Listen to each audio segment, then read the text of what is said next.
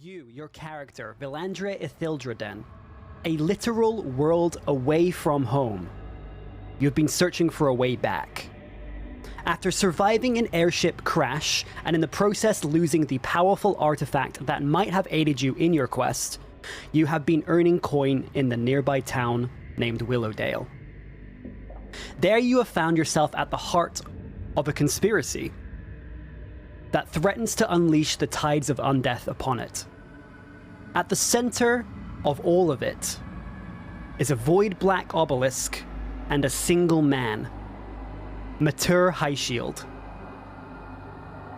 Along the way, you have lost allies, but also gained new ones, though those ties remain loose. You now seek to liberate the town from the grips of Matur Highshield, the orchestrator of its downfall.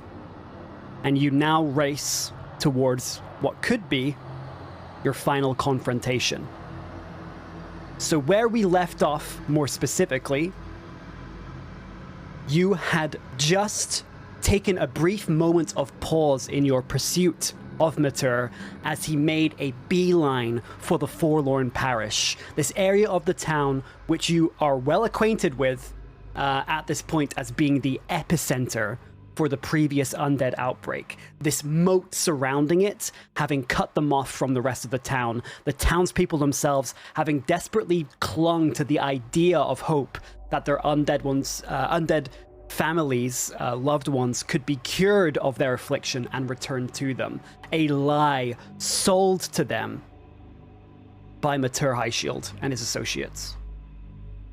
So you took this brief moment of pause, you felt this strange wave of dark energy flowing through your body and then exiting through your backs as there was this very sudden, almost imperceptible boom. The leaves rustle of the trees as they sway backwards ever so slightly, and you all find your posture right once again as Akara Highshield, who had been reaching for one of her weapons, some kind of insight into what the hell just went on, told you that that specific event had happened almost identically the last time there was an undead outbreak in the town.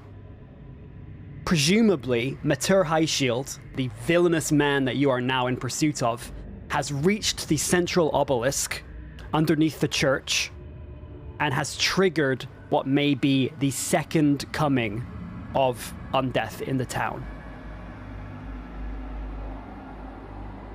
Okay, let me just bring up my notes here. So as you take this moment contemplating possibly how close you all were to being afflicted by this undead curse,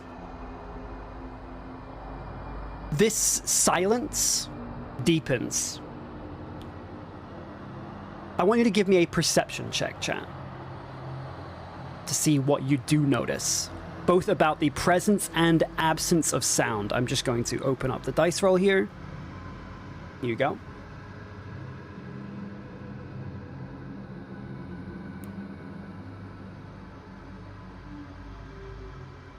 Feel free to use the chant feature to enter automatically.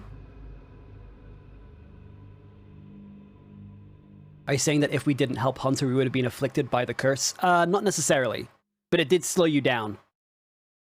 So it's one reason for why you didn't get to the obelisk before him.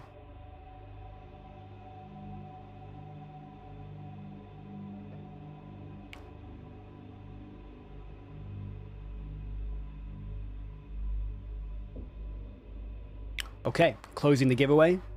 Yes, you made a Constitution saving. You are correct. Everybody made a Constitution saving throw and everybody passed. Okay, closing the giveaway. Okay, Banjack! Please type !roll. Don't worry about anything else. All the math has been conveniently done. Thanks to good buddy Dane.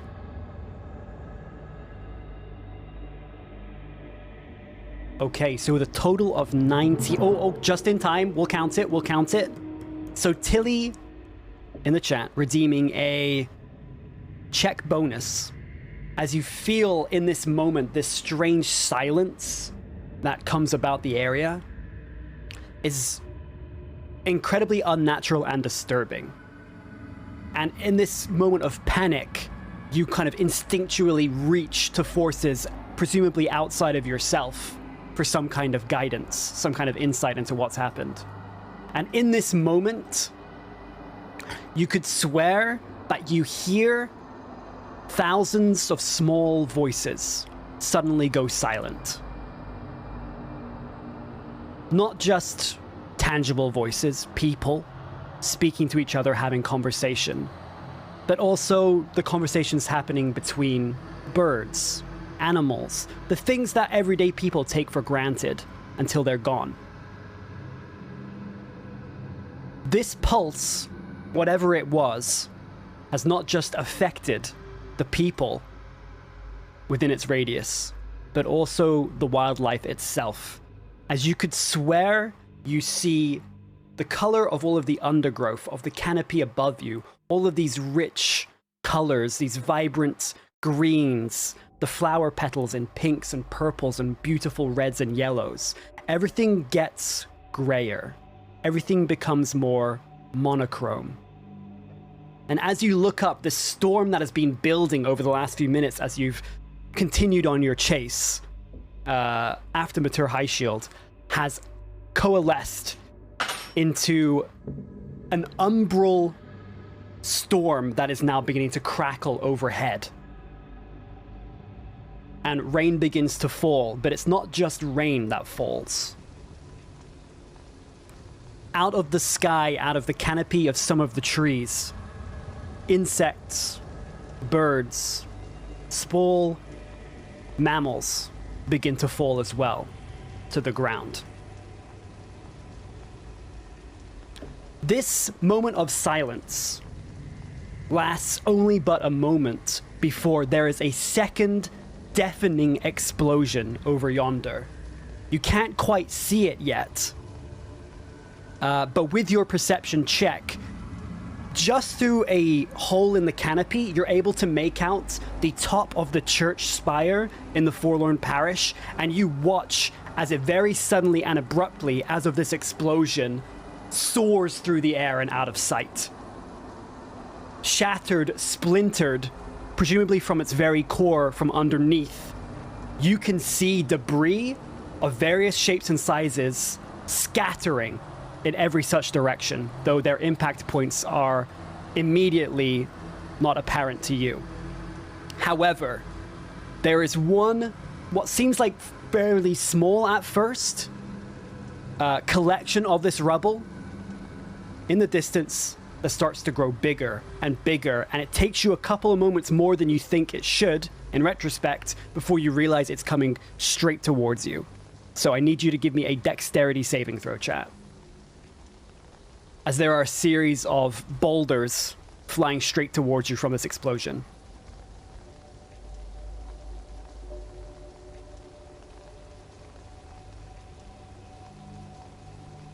Hi, Susanna.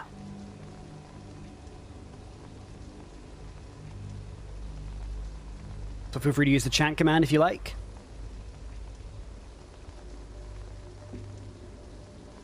I will need to roll for everybody else as well. While I let people enter that giveaway, I will start rolling for our friends here. I need to bring up their sheets. Okay. Alaric gets a success. Oh, didn't mean to bring you up there.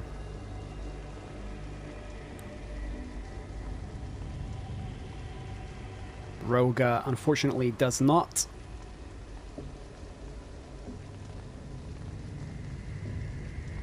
That's right, Sokai. Yeah, they don't carry over. We'll revisit the fate dice mechanic in Season 2. Hello, Christian. Okay, Akara High Shield also fails. And then finally, I need to do one for...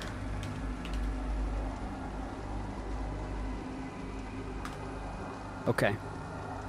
So, as this cluster of debris flies towards you, it crashes through the canopy above, splintering and shattering tree and branch. You and Alaric manage to release your grip on Lazaro, this giantoid figure that you've recently become allied with. just in time to dodge this rubble, diving into various areas of the undergrowth, taking cover between larger rocks nearby. However, the rest of your allies are not so fortunate, as bits of rubble of different shapes and sizes impact with them, knocking them down with various degrees of injury.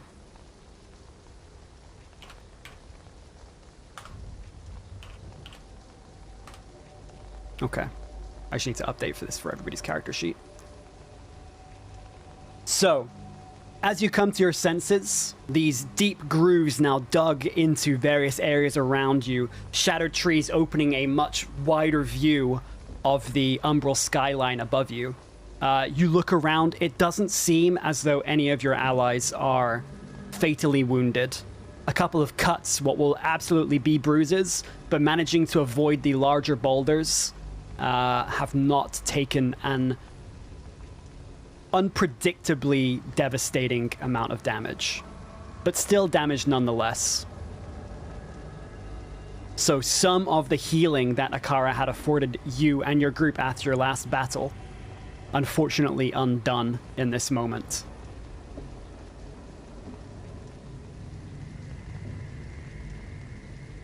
Just need to update these. There we go. Okay, so moving along, you all get to your feet, realizing possibly what's just happened. This very physical explosion having taken place. Akara gets to her feet, dusts herself off, wipes blood from her cheek and from her head where it's bleeding through part of her hairline. Okay, now listen up. It looks like we lost the race, but that doesn't mean we can't win the war here. Before we proceed, there are things you need to know.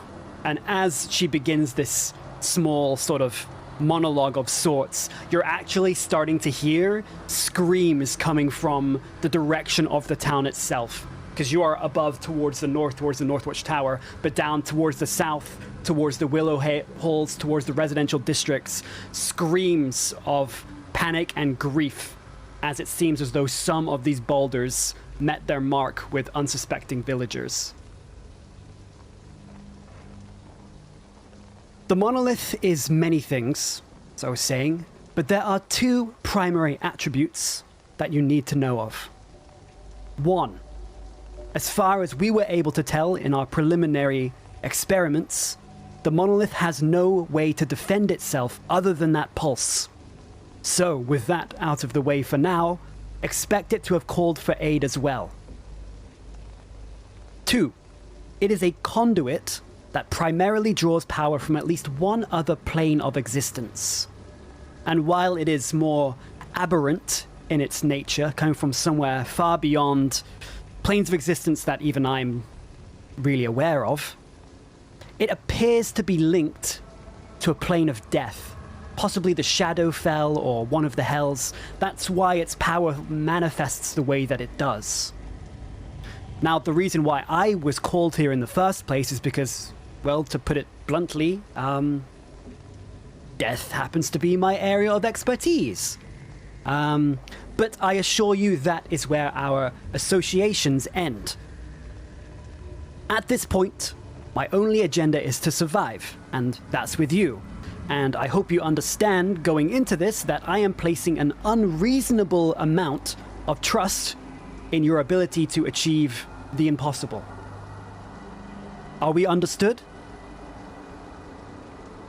How do you respond, chat? Are you understood? Or are you not understood? Basically, she is making it clear to you that she has no allegiance with this monolith, and her only interest right now is in surviving. So if you want to vote, you can do so by typing !vote space and then your answer. So having asked you this question after regaling you with this information, are you clear or are you not? She's basically asking you if there's going to be any trouble.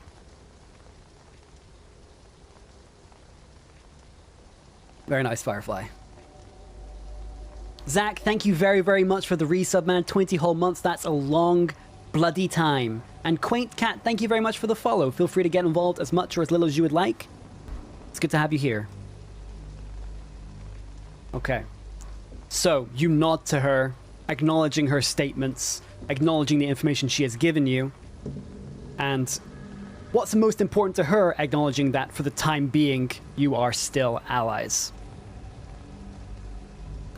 Okay, so all of you hop back onto Lazaro's back as he begins his giant stride through the forest once again.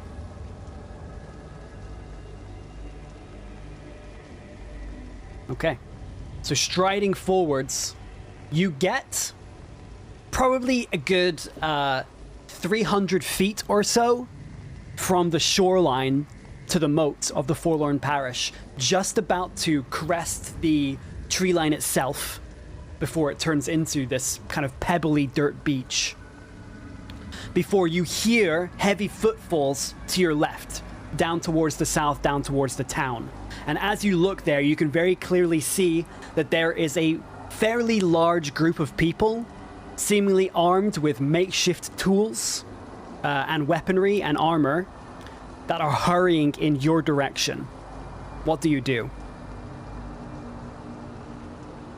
You do not know if you have been spotted yet, if they are simply making some kind of patrol, but they are rushing in your direction, but don't seem to be specifically looking at you.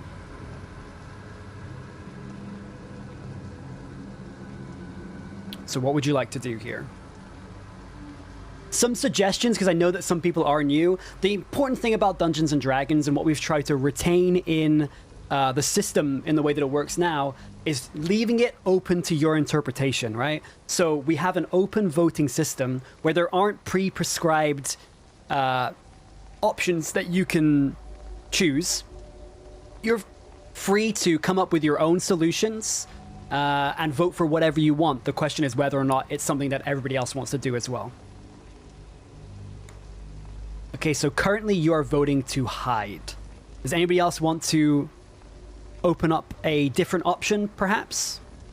Max is deciding to go with rallying to parish together. That could be an option. You could try to speak with these villagers to try and possibly ally with them. Eat apple, just have a snack real quick. You could do that. You could probably find an apple nearby that's maybe not cursed. Okay, we're currently 2-2 right now. You can't see the 2 on the rally, but it is there. So we're going to need a tiebreaker here.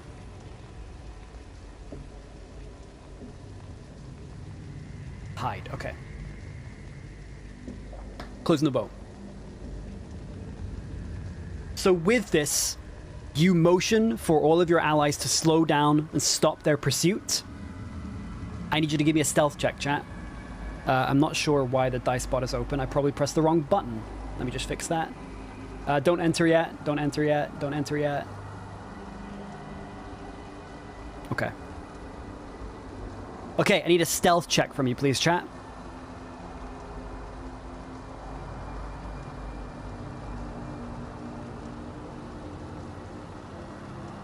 Thank you very much, Susanna. Appreciate that.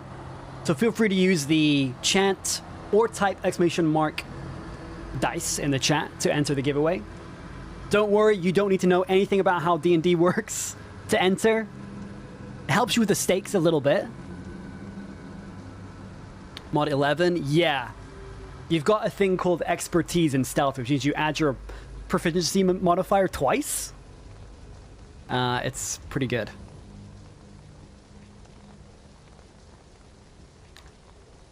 Pretty strong character. Turns out all you need to do to make Ranger good is to give it crazy stats.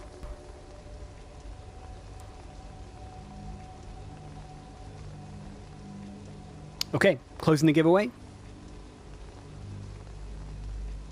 Casually, Dane. Wait, did he steal it? Dane, did you leave a command in my vote bar? Okay, Dane. Let's see what you got. It's got a plus 11 to the total. Apparently it doesn't want to listen to Dane at all. That's weird. Wait one sec. That's not great. It's just like, no! I will not listen to my creator! Well, thankfully, again, thanks to Dane,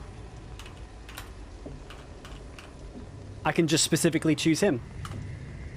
1 second, Dane, I need to put the modifier back on.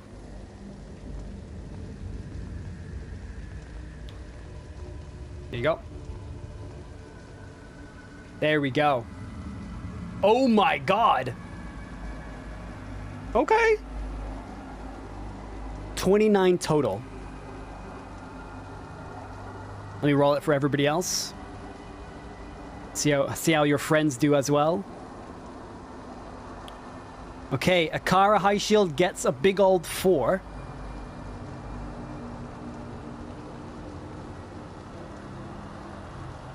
Alaric not looking too hot either.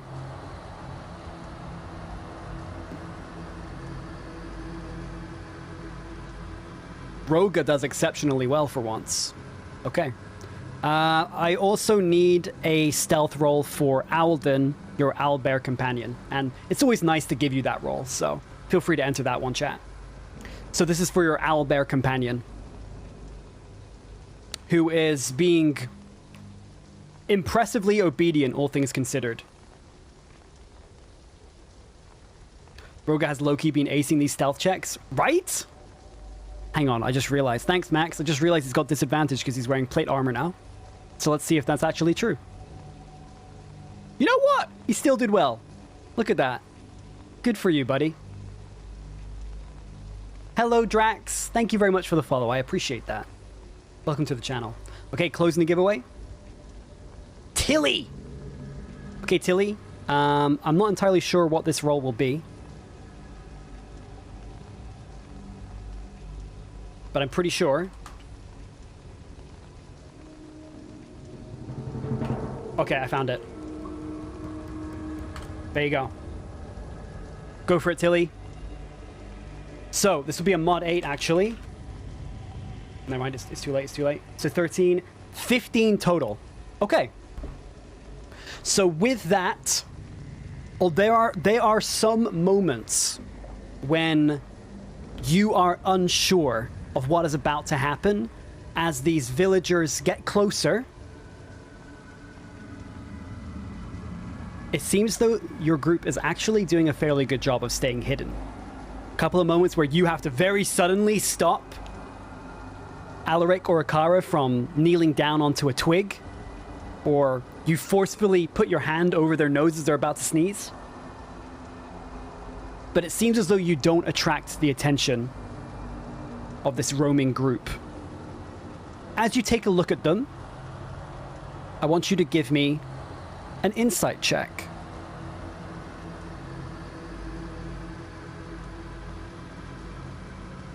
Because we need to know how they are behaving in order to know how to proceed.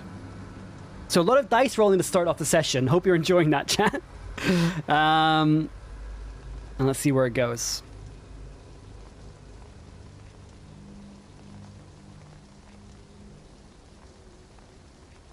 I'm now full of macas. Let's go.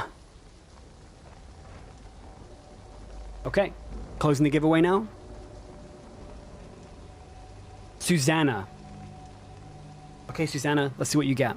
Insight check, please. As you look out towards this group and try to determine how they're behaving. 23 total. Okay.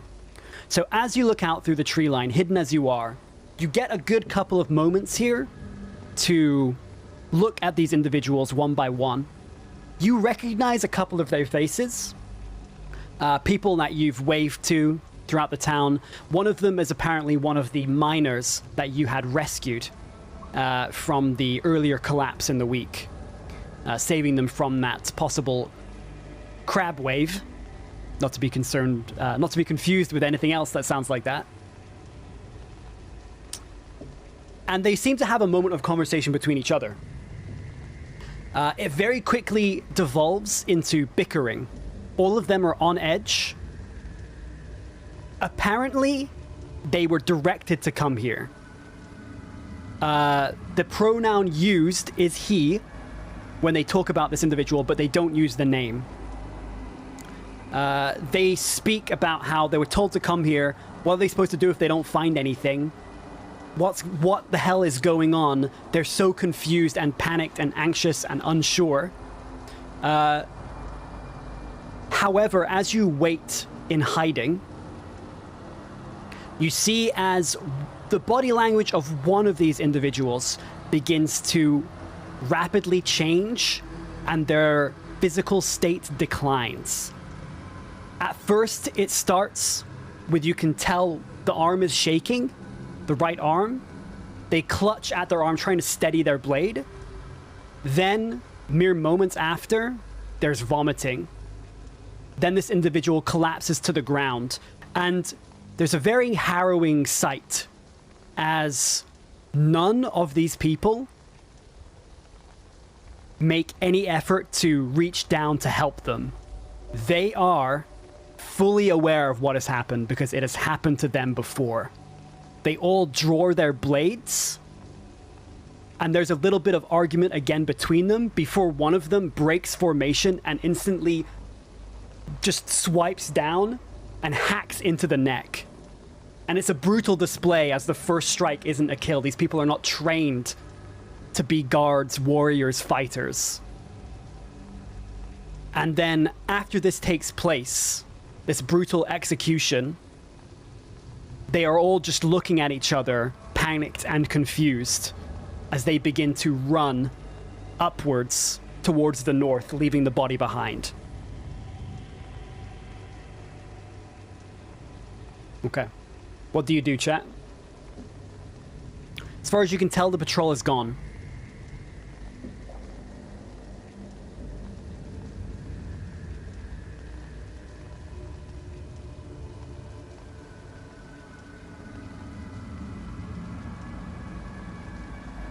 Are you going to wait, or are you going to continue? Or you could have some kind of conversation if you like.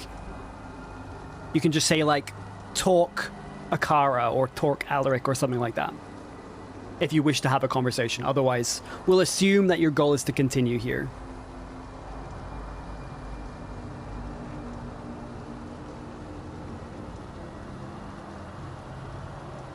Oh my god, it's so hot. Should have brought like a little towel or something. Continue? Okay. Ice water? I should have done that. That would have been great. Poke it with a stick! Poor almost zombie. Okay. Hang on, I'll just wait for Tilly to go downstairs. Yep. So you exit from the tree line, taking a brief moment looking down at this body. It was brutal. But you can't help but not blame these people for what's happening. Having been through this before, having possibly lost their families, loved ones, brothers, sisters, friends, to an exact situation like this. No hesitation, most likely only regret that comes after the fact if you survive. As you walk out towards the water line, there's something you notice. As you look out towards the island, with your, I'll just use your previous perception check, you can see what is almost an unrecognizable landscape. Let me just change this. You can see that an enormous amount of rubble has burst outwards from the center of the island, scattering into the water. And even with the low visibility that is caused, and you're aware of this now, caused by the monolith's kind of shrouding aura that makes it very difficult to tell anything in detail past a certain point, you're still able to make out, vague shapes and silhouettes. The landscape that you see before you over the water, you can tell that this island has just been obliterated. The landscape is fragmented, it's scattered, and almost unrecognizable. And you're noticing like parts of houses, roofs, chunks of stone wall lying in piles in the water. But there is one thing that you notice as well. With your ability to discern detail, both between your investigation and your perception, you can see that through all of this rubble, there's actually some kind of pathway that has been essentially created by this falling rubble that will allow you to traverse from one side of the water to the other. And as you stare down at this pathway, kind of mapping it out in your head, like stepping stones on a pond, you can see that the color of the water appears to be changing.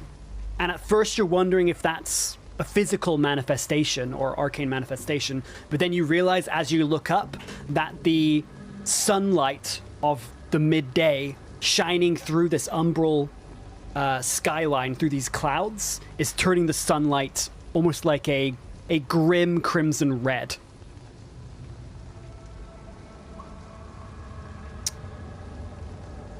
So, are you going to cross here? Or are you going to find another way?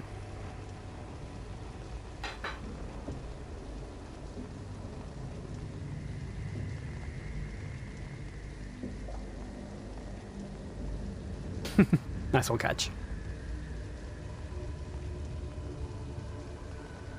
What would you like to do here, chat? Are you going to cross here? Or are you going to take another way? You are aware of at least 2 other ways to get into the Forlorn Parish. One is the tunnel underneath the North Watch, and the other is the boat, slightly more west.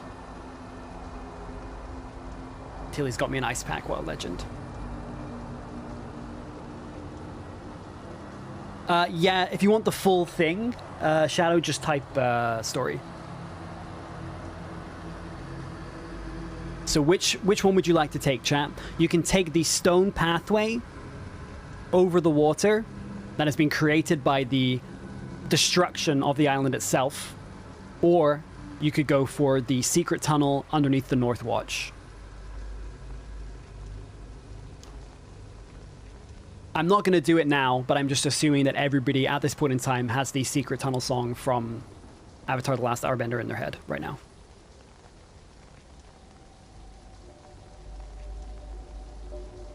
Hello, Revelry. Thank you very much for stopping by.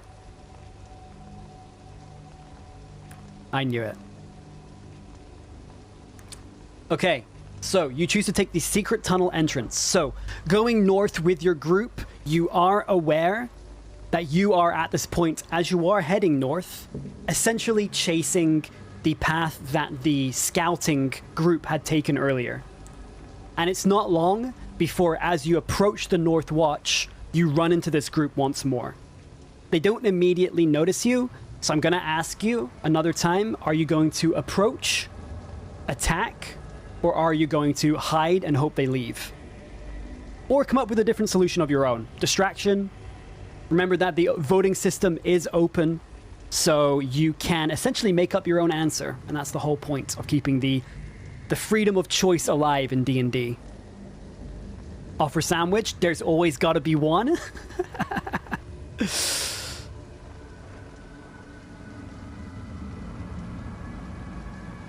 As we get into this tunnel situation, I might run the intro video one more time because I know that there are some new people here.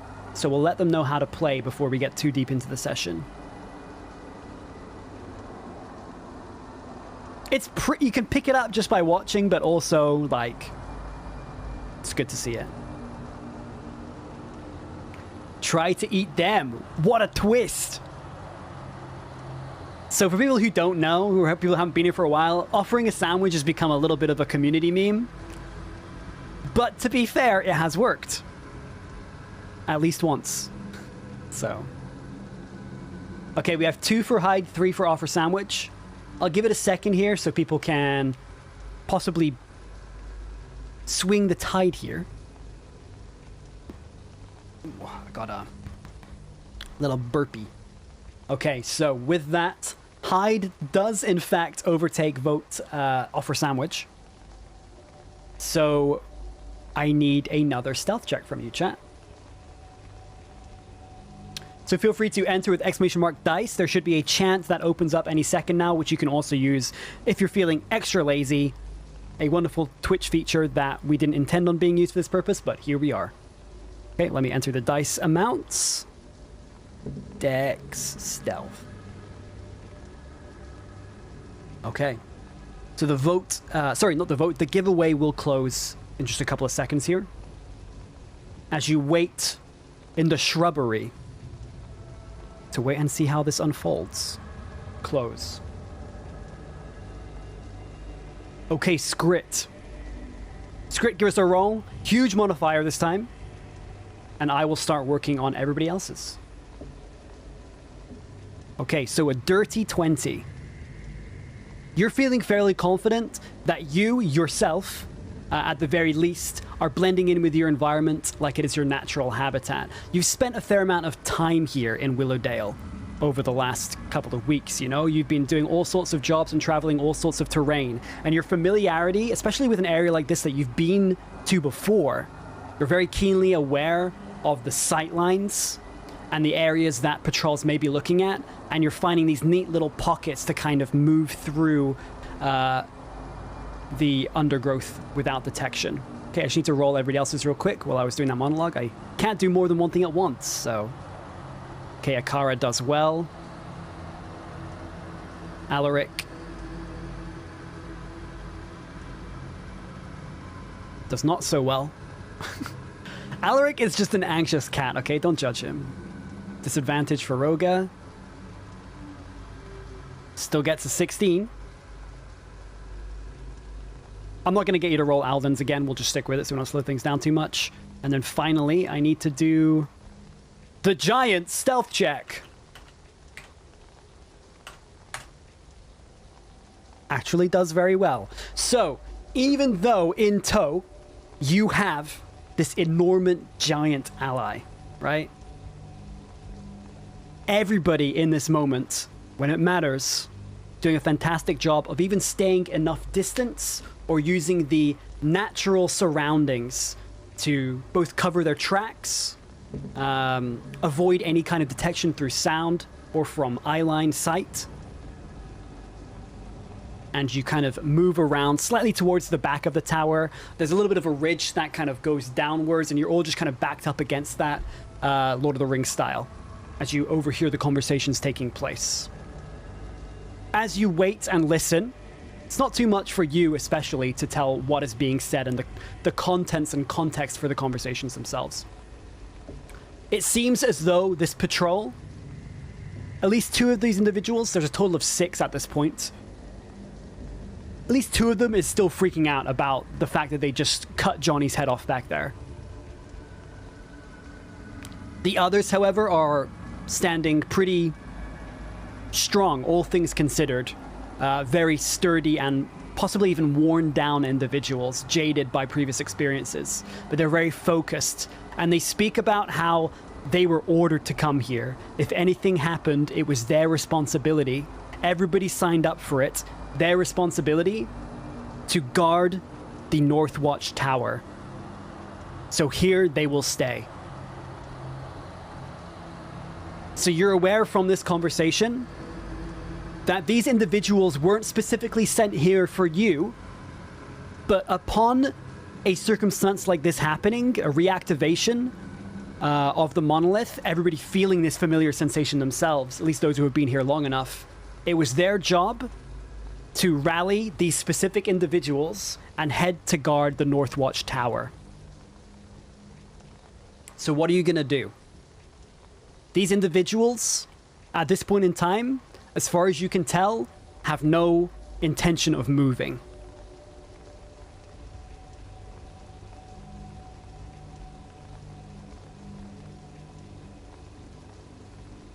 How are you going to move forward? Remember, you don't have to continue. You can be like, okay, you know what? Fuck it, let's go back.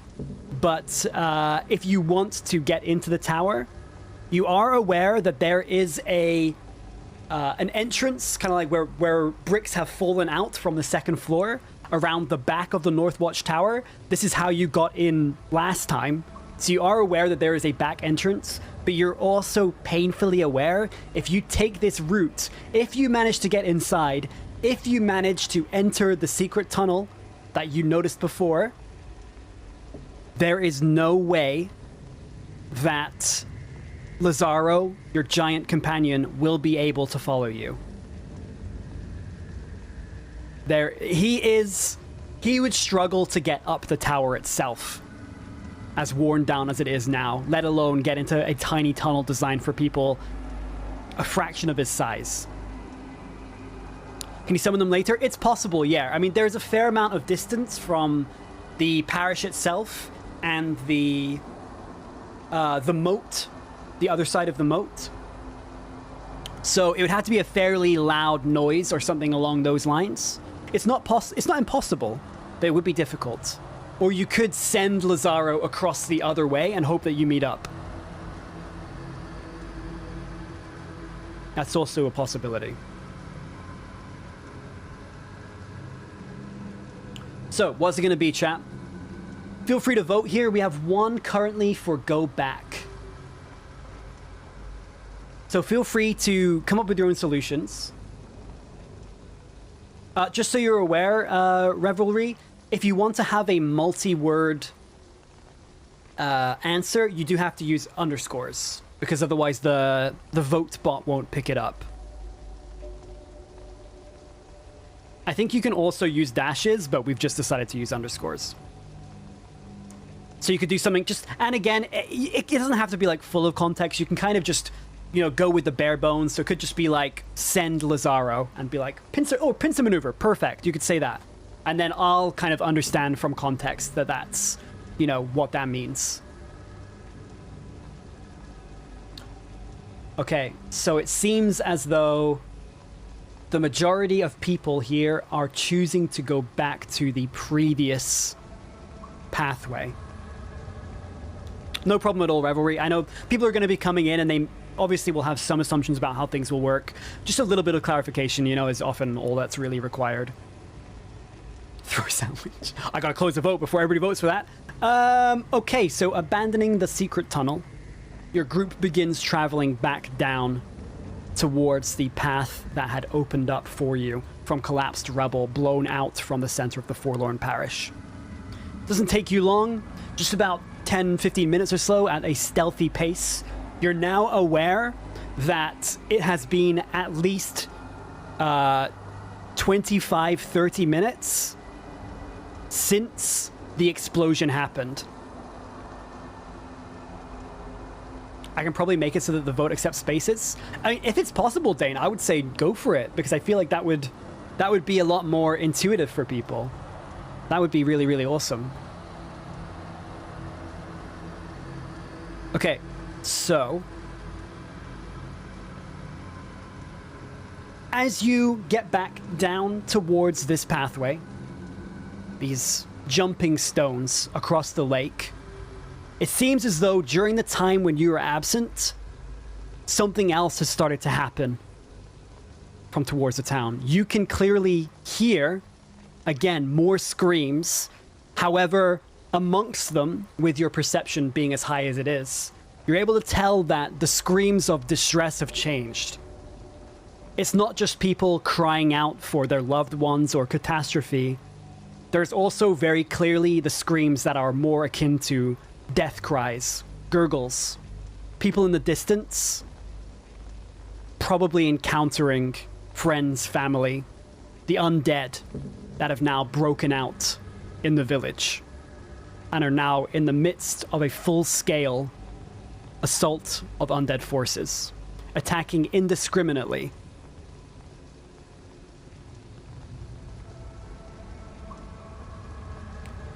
So what are you going to do?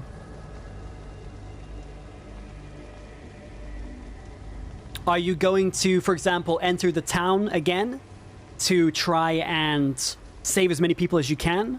Or are you going to proceed forwards and try and cut off this evil magic at its source?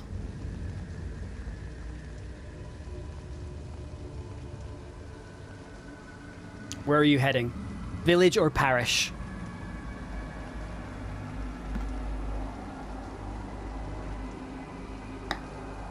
So sorry, you may have missed it earlier, Revelry. Essentially, the person who has caused all of this to happen had made a beeline for this area called the Forlorn Parish in the top left. He had already crossed and activated an eldritch monolith, which triggered this undead outbreak. So that's where this person is right now. So that's kind of where the source of all of these horrible occurrences is right now.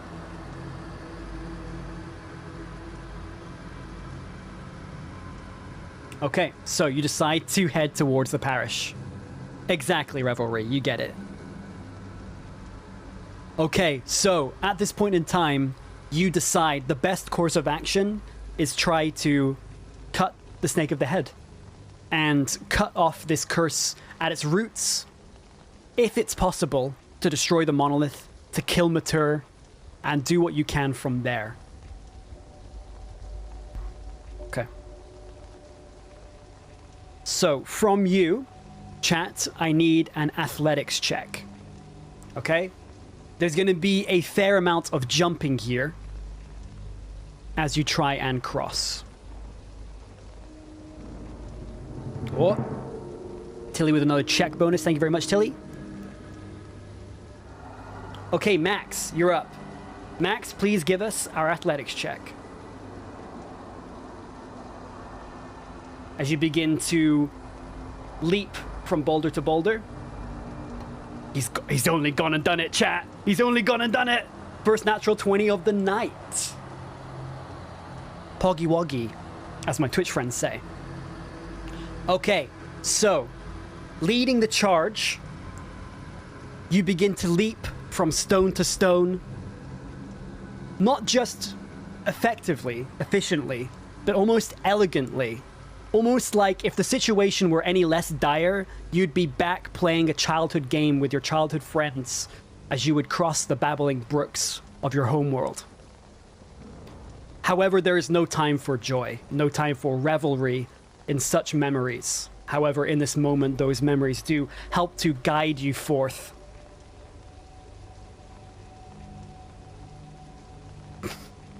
Fuck's sake. Susanna, thank you very much for the 40 total gifted subs. Kaj and Elok. Absolute legends, too. Thank you very much, Susanna. Enjoy your emotes.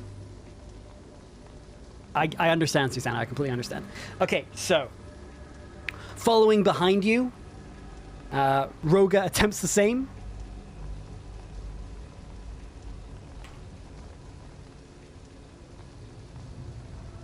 His would be +8 right now. Yeah. Roga following suit, not quite as elegantly as you, sheathing the longsword and stowing the shield on his back over his shell, begins to just kind of bend down and kind of almost leapfrog from place to place. However, both Alaric and Akara, unwilling to step even anywhere near close to the water for whatever reason, decide to instead jump up or climb up onto Lazaro's back, your giantoid companion, and he begins to slowly and quietly wade through the water with the knowledge that it's not the water itself that is in any way corrupted, it is just an effect of the bright midday sun passing through the purple umbral clouds above you, which are masking the sun from your vision. Okay. As you get to the other side, you hear screams from behind you on the other side of the lake, as it seems as though a probably middle-aged human man, and you assume one of his children, appears on the other side, having just emerged from the tree line, from the pathway that leads up from the willow holes, screaming towards you, asking for help. And only a few moments pass before you can really contemplate what to do next, before you see silhouettes hobbling in from the dark shadows of the tree line of what is very clearly a small swarm of undead approaching.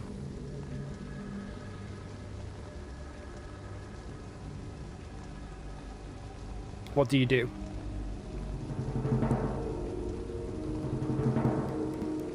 Oh my god. Liquid lad, slow down.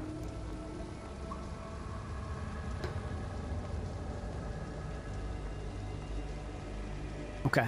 If we get into a fight, you can use those. Otherwise, we should probably refund them. God Mode, thank you very much for the follow. Welcome to the channel. So, what are you going to do here, chat? There is a man and a child on the other side of the water from where you have just crossed. Right? And behind them, about 15 feet or so, just emerging from the tree line now, you can see these shadowy silhouettes of a small swarm of zombies heading towards them. Unfortunately, it seems as though this panicked and desperate man has essentially attracted the undead towards you unintentionally.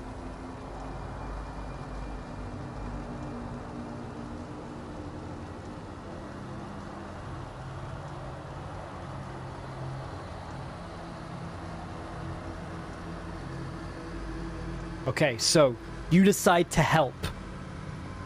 As you take a brief moment to discuss this, everybody else is on board, apart from Akara Highshield, who looks to you scornfully, saying, "Are you kidding with this?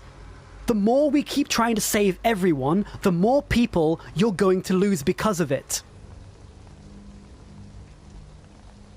She is very clearly displeased with your actions. However, she does propose one thing. Instead of everyone staying, you leave one person behind to fight. What would you like to do? You do not have to do this. You can all stay, and you can all help, or you can leave one person behind. Everybody in your party seems to be on board with your decision, whatever it is. So you can say stay, right? You could vote for stay, like stay and fight.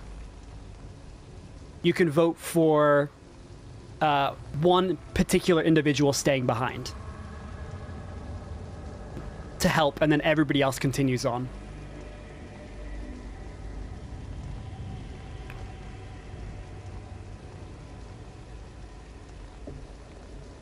Okay, so we have leaving Lazaro, staying together, helping. I think at this point we'll probably say that help and stay together basically mean the same thing. I'm assuming that the help is for everybody to get on board and go. So yeah, you do have Lazaro, who is enormous, towering over all of you, even with a hunched over and decrepit posture.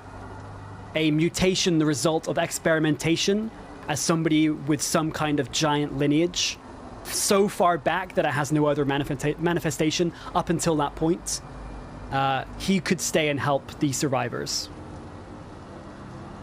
It will leave you a man down, but it may help not just in, aiding survivors, but also possibly holding off any other forces that may try and cross behind you as you travel.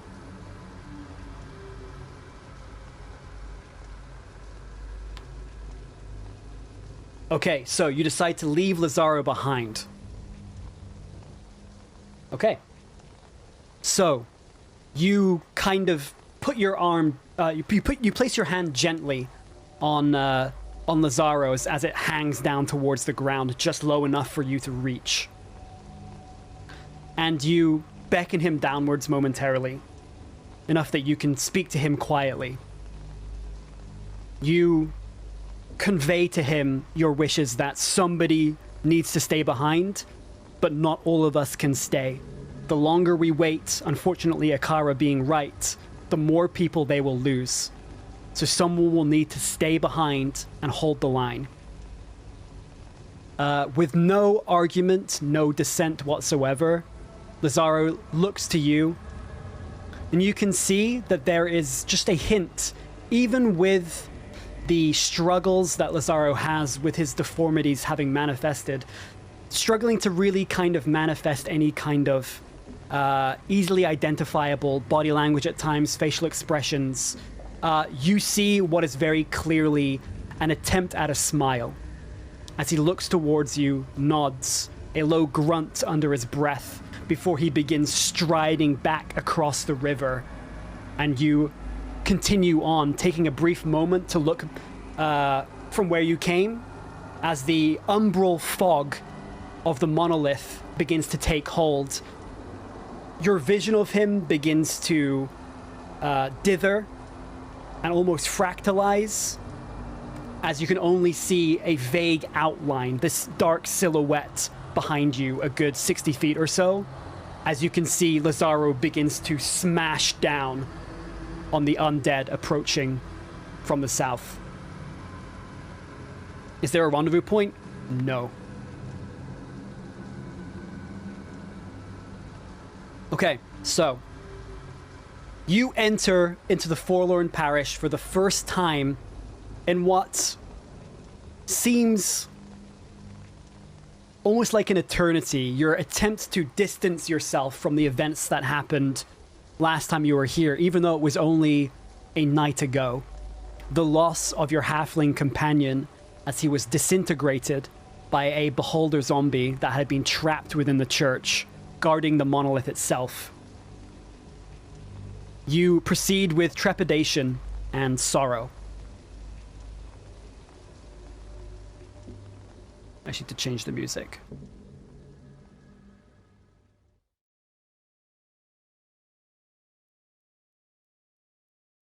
All right.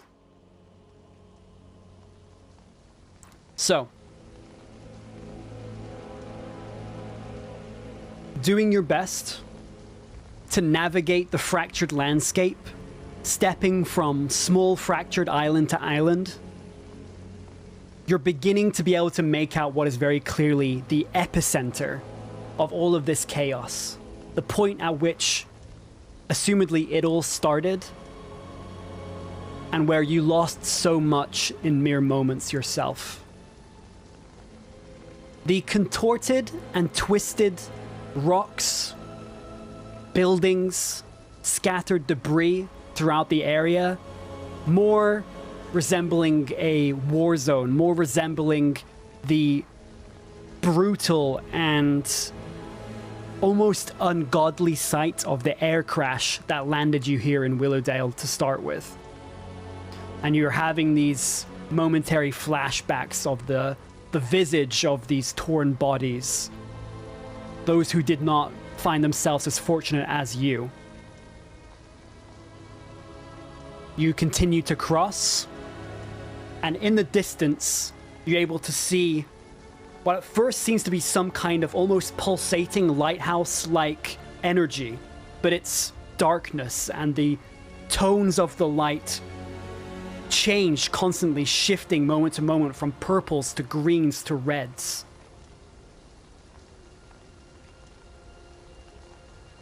As you continue onwards, you see something which is unusual to you, remarkable in its strangeness.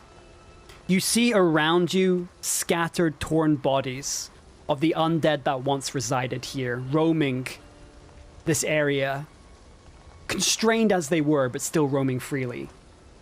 There's one body that sticks out, and it's impaled onto a broken tree. Judging by the clothes and the condition of what's left of this individual, this is very clearly Matur Highshield. But there's something different about him. I need you to give me an investigation check.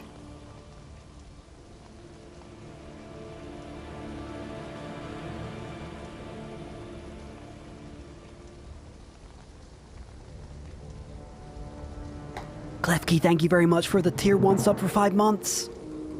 Tilly's on the bonuses right now. Holy shit, she does not want to die. I respect that. You know what, chat? I respect not wanting to die. Good for you. Admirable.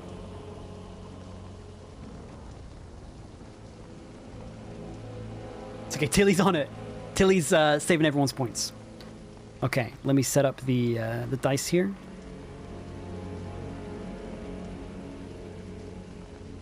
Okay, so exclamation mark dice to enter the giveaway. Does somebody mind putting up a chant? Can I do that? Chant dice. Oh no, if I do it, I'll be entered into the giveaway. Could somebody else do it? So one of the mods mind putting up a chant for me, please?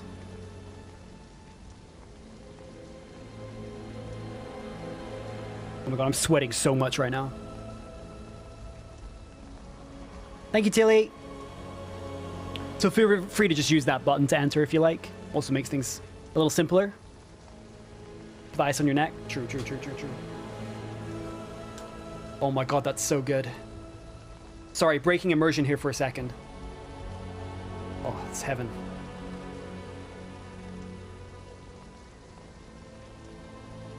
Okay, closing the giveaway.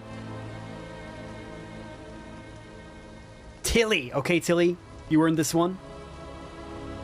Hit us with a roll, please.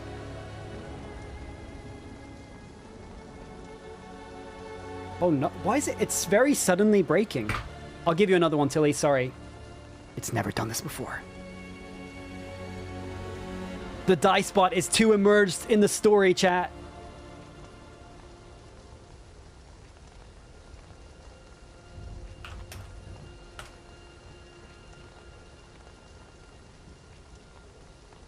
There you go, Tilly. Try again. There we go. Okay. So, as you look up, you're struggling to determine exactly what it is past the obvious, which you notice immediately. As you look up... Oh, plus... Yeah, sorry. Plus that as well. Thank you very much. Yes, so a total of 9. That's a little bit better. It'll give you a little bit more. So, you notice the obvious. The obvious is, although it's Mater's clothes, his skin is blotched and purplish in hue. But more than that, it's withered. It's thin.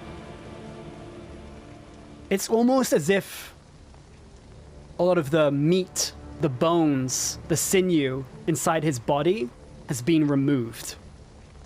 But you're unable to tell exactly how. For the most part, his body seems intact, other than this fairly large splintered section of wood that is piercing his chest. But it just kind of rests there hanging like a lifeless skin suit.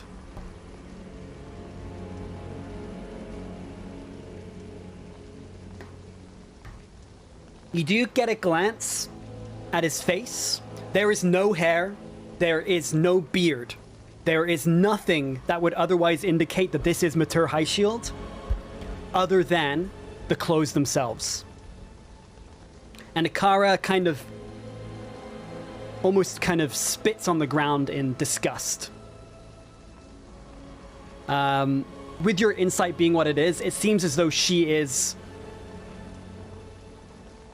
What's the best word for this? You know what? Give me an insight check, chat. Give me an insight check to see what you can tell. Akara Highshield seems to have a very visceral reaction to seeing this. Which is interesting enough to you that you consider what it might mean. Oh no, Revelry, I'm so sorry to hear that. You hate to see it.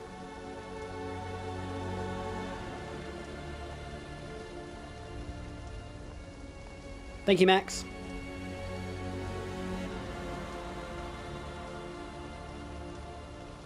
That's fair, Kitty. I get it. Okay, closing the giveaway here. 1 second.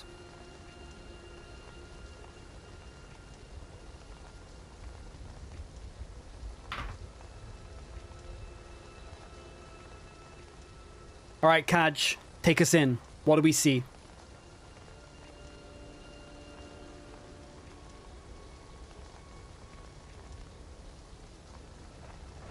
We see a lot. Dirty 20. As you look to Akara, immediately you notice this disgust, but there's something deeper than that.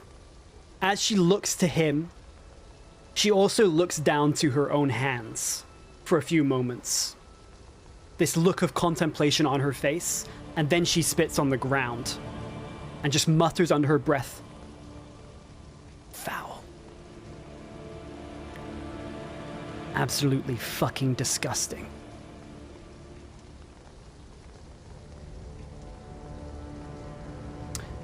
And there's almost this sense of shame that crosses her face. It's deeper than just the awful sight, this mutilation. Seeing somebody without flesh and bone in their skin is perturbing, to say the least, but it's definitely deeper than that.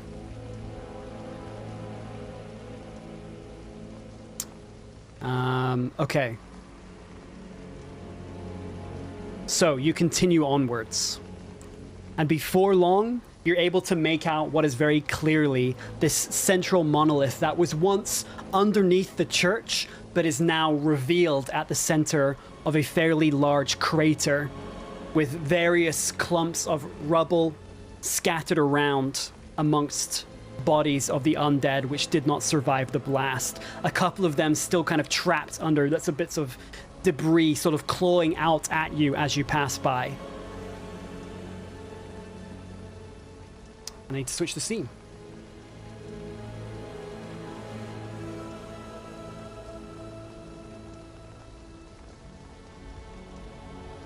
Okay, you are no longer here.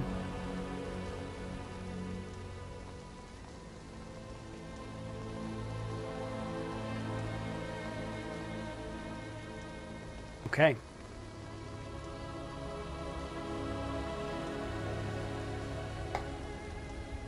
The rain begins to pour once more, thunder and lightning now overhead. As you approach the monolith.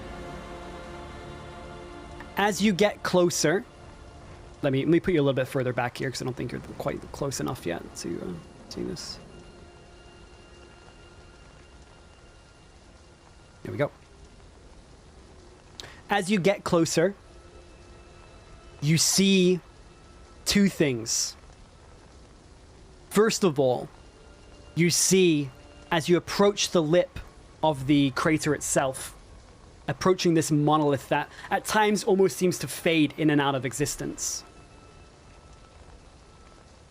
something bright behind it. A aqua blue luminance pulsating from somewhere around the middle section that seems to get brighter as something is coming around from the rear side of the monolith itself. And what you see emerging, almost slithering around the side of the monolith's edge, like a cluster of light blue eldritch snakes, coalesces and floats off, hovering ever so slightly towards you. As it begins to take form, it resembles 1,000 long, sinuous worms of this light, pale blue color, and opening up around the top, some kind of arcane core that you see this pulsating white light flickering in and out as the creature reveals itself.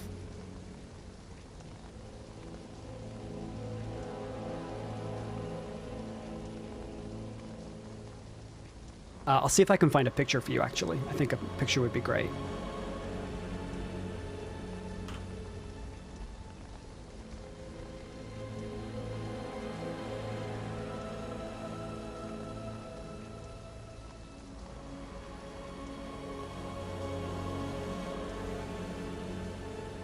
There you go. This is what it looks like. Because my description will never do it justice. This is what you see.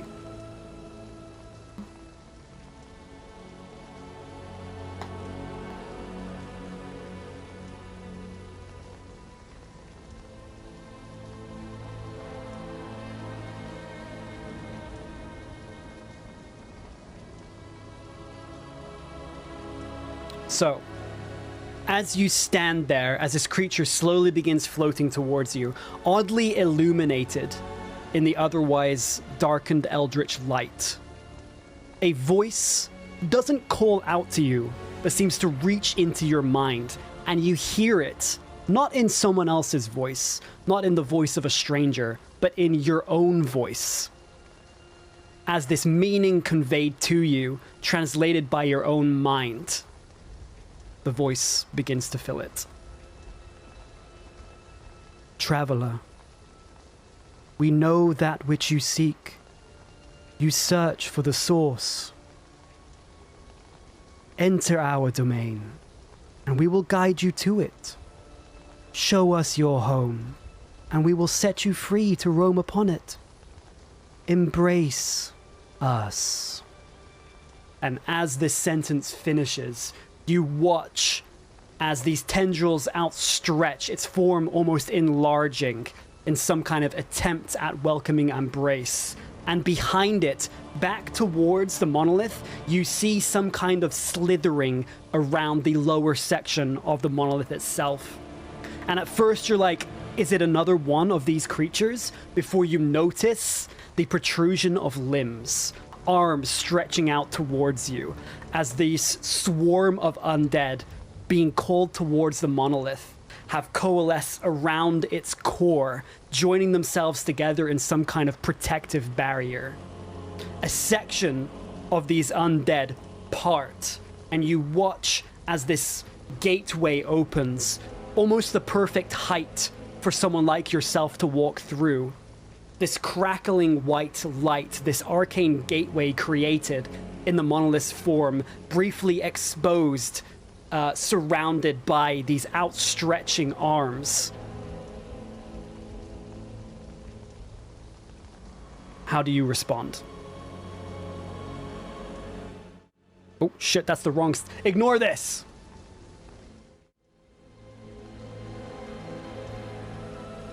It's the wrong button. Stay in the moment, chat. Stay in the moment. How do you respond?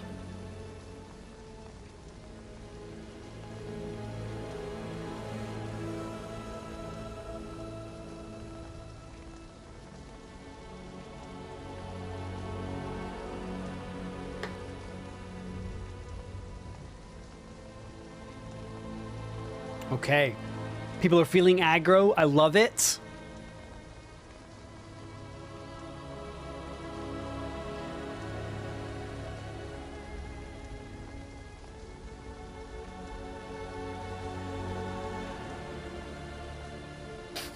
What the fuck are these votes? Okay, well, you're split 1-1-1-1-1 right now. So we're going to need some kind of unity here from chat.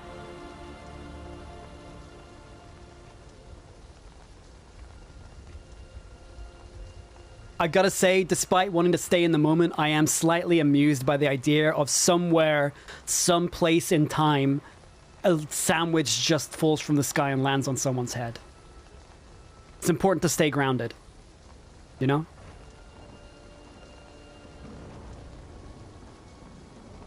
Draw weapons. Okay. So, in response, you offer not a word, but a gesture. As you ready your bow, notching an arrow, pulling back the bowstring. Before we jump into combat here, chat, I need you to give me a wisdom saving throw. You hear this harrowing cry in what seems like tens, possibly 100 voices screaming out at you as you feel the voice of this monolith, if you want to call it that, entering your mind once more.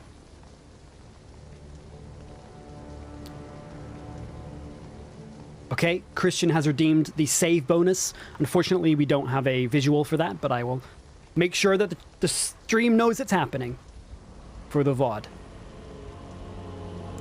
So you feel this voice reaching into your mind, attempting to compel you in some meaningful way.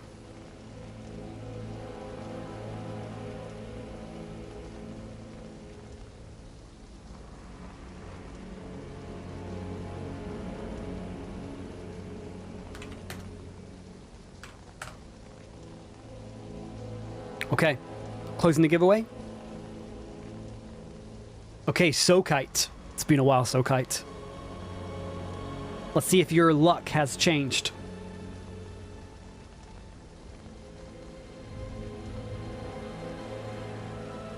It definitely has. So with a total of 23, as you feel this screaming, rattling around inside your skull, you feel a compulsion to walk forwards, but then you plant your strong foot into the ground and resist its effects. I need you all to roll initiative.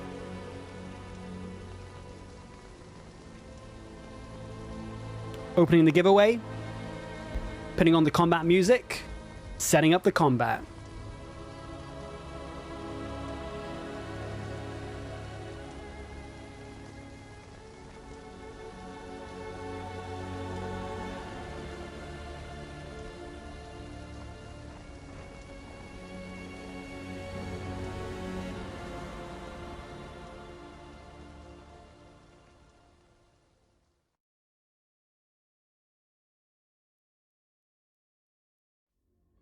Okay.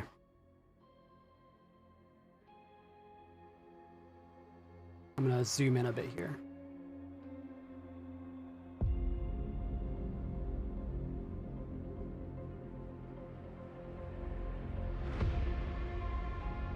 Okay, closing the giveaway.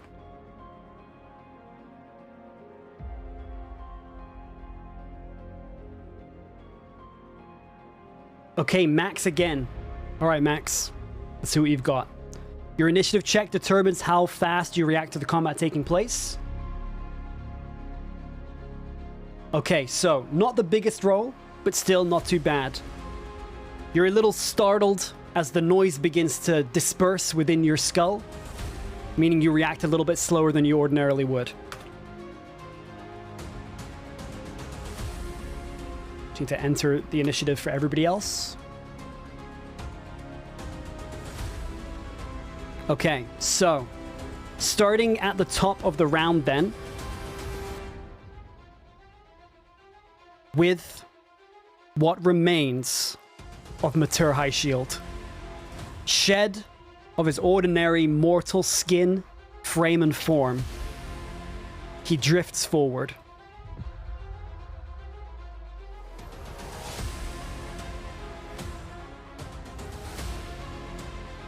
Okay, 5, 10, 15, 20, 25. Okay. Beelining straight towards you, floating through the air, as this strange eldritch form encroaches upon your group, there's something you immediately notice. Something strangely familiar.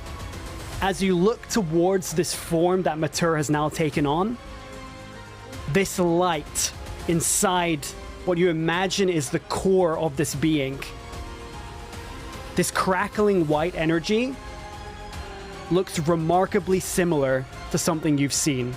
I know it's not your turn, but I want you to just give me an intelligence check here.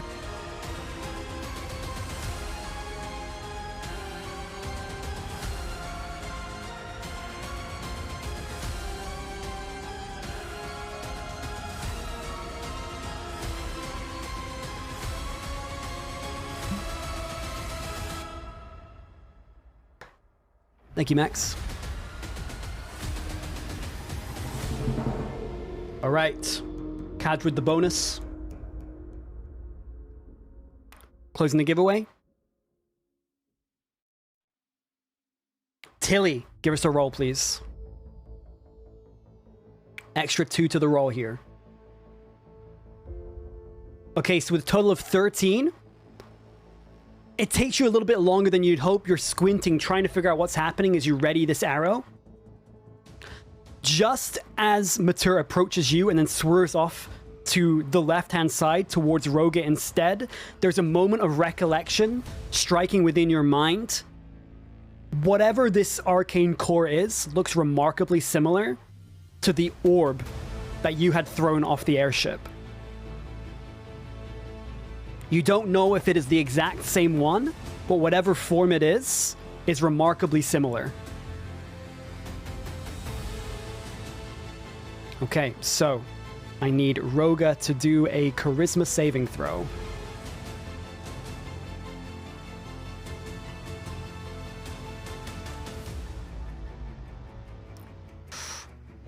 close one, buddy. Okay. So you watch as Mater High Shield, floating towards, his body seems to disperse into all of these separate, strange glowing threads, momentarily revealing the orb, which you would assume would be a moment of weakness. And as you ready this arrow, you watch as in a moment you blink and he's gone. However, as you look to your right, as you look towards Roga, Roga turns to you, and you see this vibrant, pulsating, glowing aqua blue light in his eyes. That brings us to Akara High Shield. So Akara is going to stumble back a few moments. She's going to do an intelligence check to see what the fuck is going on, because she has no idea what's happening. Hello, Herb. Good to see ya. So this would be Arcana. Where is it for you? Okay. So she is confused, doesn't quite know what's happening. She's just like, where did he go? What the fuck is happening? She is going to hold her action until she knows what's happening. Okay, bringing us to Alaric. Your literal cat wizard companion is going to see if he can figure out what's going on.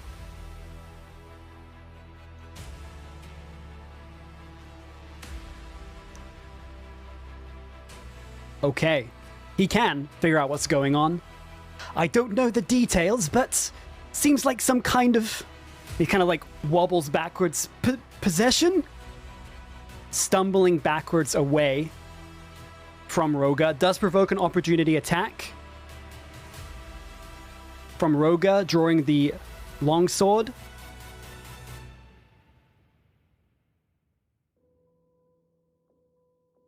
Okay, so something interesting happens.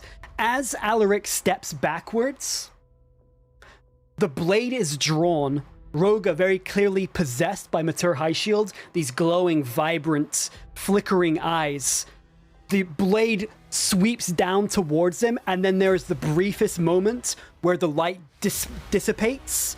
You see Roga's deep brown eyes once more, and you see him fighting with all of his will, pulls his arm backwards, swinging completely wide with a critical fail.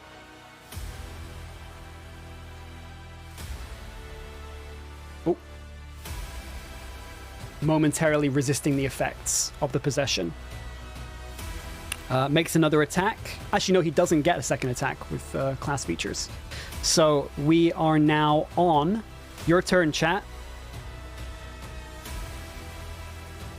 What do you want to do? Ooh, yeah.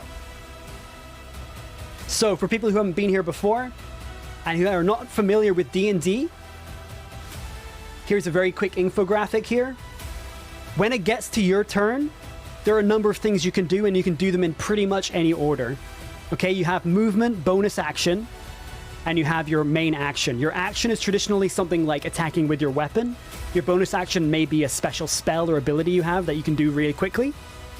And then movement you can take at any point during the turn just to maneuver around the battlefield. What are you going to do, chat?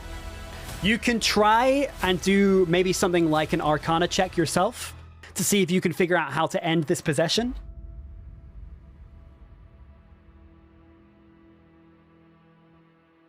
Or you can simply choose to fight back or just simply defend yourself for the time being.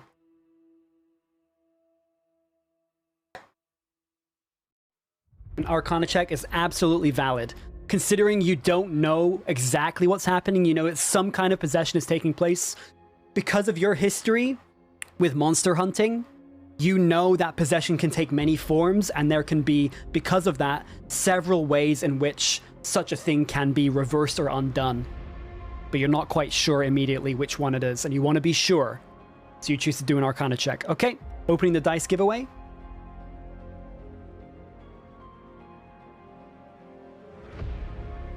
because this is searching for a deeper kind of level of knowledge, you won't be able to attack this turn. You could, however, command Alden to do something with your bonus action.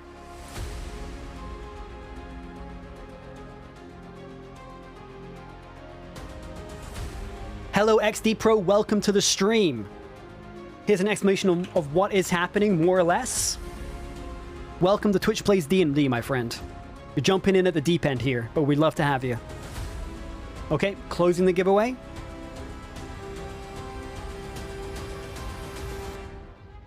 Okay, Papa Crimes. Let's see what you've got. Modifier +7 to the roll. Let's see if you can figure out what's happening. Okay, with a 22, as you look towards Roga, you desperately search your mind for some kind of strange esoteric knowledge that will tell you what the fuck is going on and how you can figure this out without killing your friend in the process. And you realize there are at times points at which you can hang on.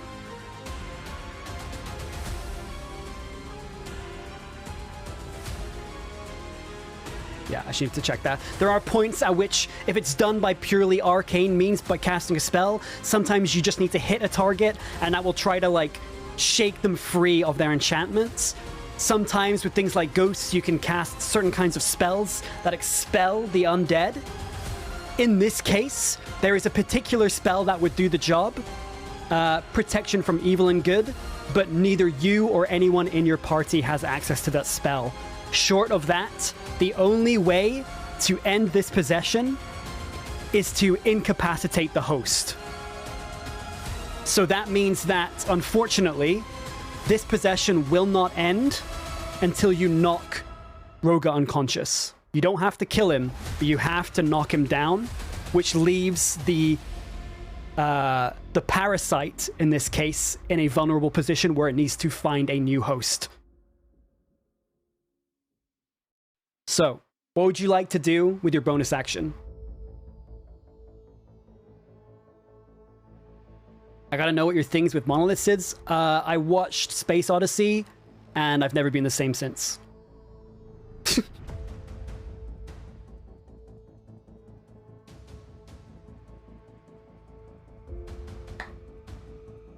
Does a sandwich make a valid host? I'm gonna go with probably not.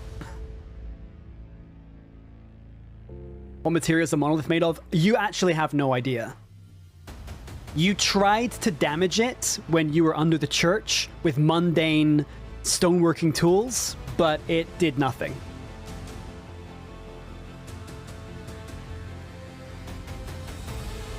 So what would you like to do here, chat?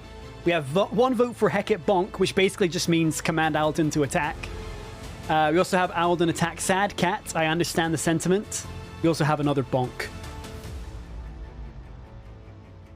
Okay, so it looks as though we're going to go for an attack here. So, opening the dice giveaway here.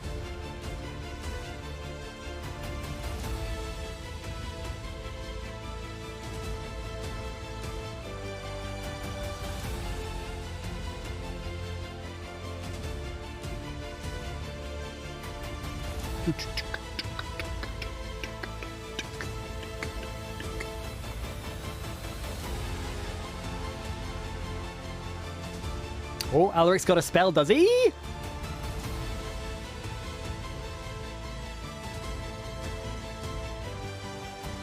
Okay, closing the giveaway here. This will be a mole attack. Let's see who wins it. This particular song is by... Wait, which one is this?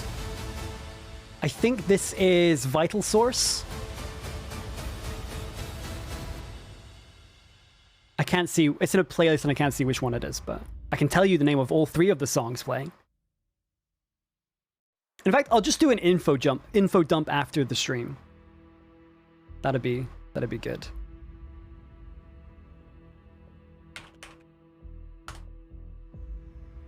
Yep, Roga is all suited up here. Okay, so with that, you do hit. Just managing to find purchase, Alden claws out. Not dealing an absurd amount of damage, this hesitation. Enough determination, enough understanding of this command, enough trust placed in you that the strike hits, but not enough determination and will to hurt a friend.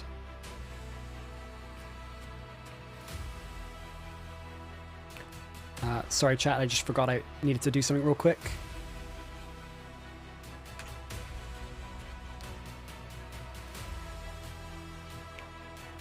It is now the end of your turn, but if you want to start discussing what you're going to do next, it's probably a good idea. It seems like Firefly may have noticed something.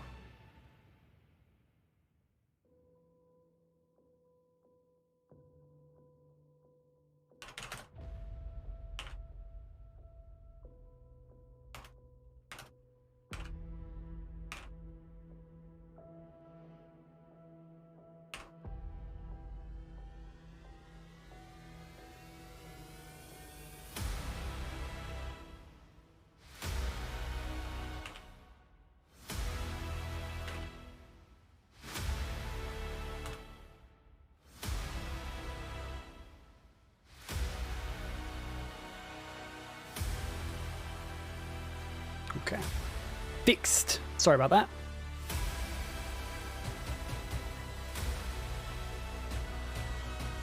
So, we are at the end of your turn, up at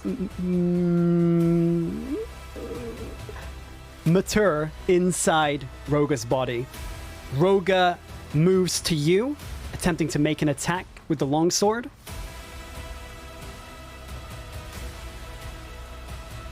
However, misses. Once again, you see the light in his eyes dimming just enough that you see what remains of Roga. Though locked out of full physical control of his body, sheer determination and care for you, someone who has kept him alive and has been a stalwart captain in your adventures so far, just pulling the blow away in time for you to dodge it. We are now on a Kara High Shield. So a Kara High Shield, I'll say for the simplicity that you have relayed the information that you need to damage Roga, and she's also seen Alden move up to attack, so she knows this to be true. A Kara High Shield is going to attempt a Sacred Flame. So Roga needs to make a Dexterity saving throw to see if he can dodge it.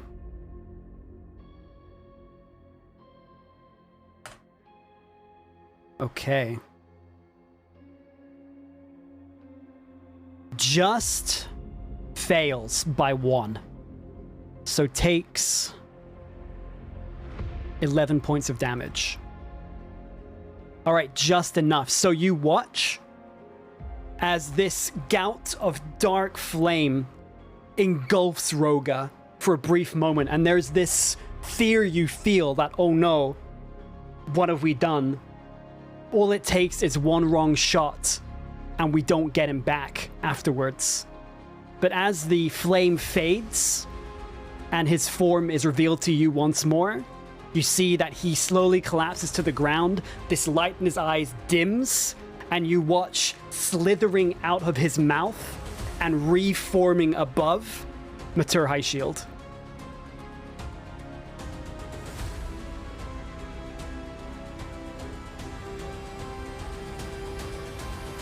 Okay.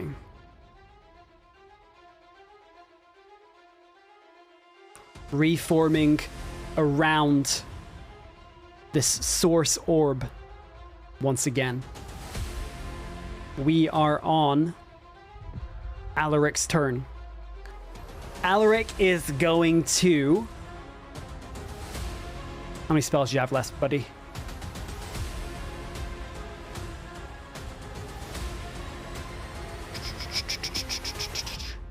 Got some first levels. Okay, he's gonna do a Chromatic Orb at 2nd level.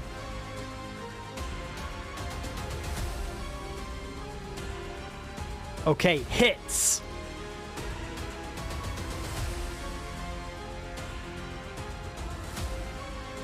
Roll 46. It's a fucking chonker roll too, chat. Alaric's done it.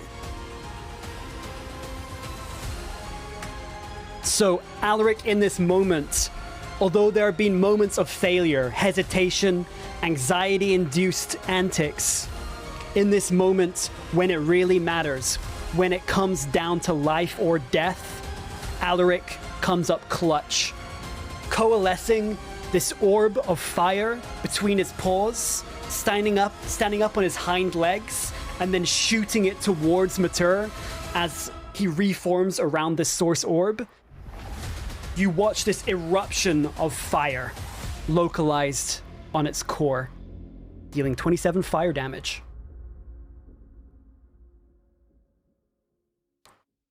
Okay, in that, I believe there's a reaction that can be taken.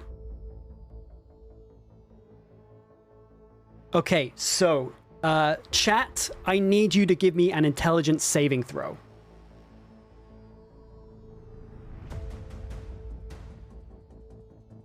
So, exclamation mark, dice to enter. As this fiery impact engulfs Matur's firm momentarily, you hear this sharp tone growing louder in your mind.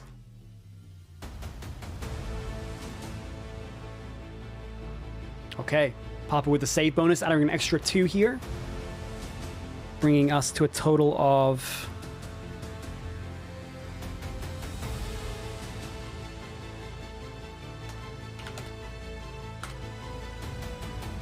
Okay, closing the giveaway.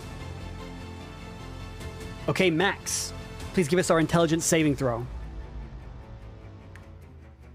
+6 total to the roll. You need at least 10 on the dice here to succeed. And you get an 11. Okay, so this tone grows louder in your mind, and you feel the urge to squint and kind of peel yourself away from the fight to overcome it, but you realizing the desperation of the situation, you stick it out and the tone fades with no ill effect. We are now on your turn, chat. What do you want to do?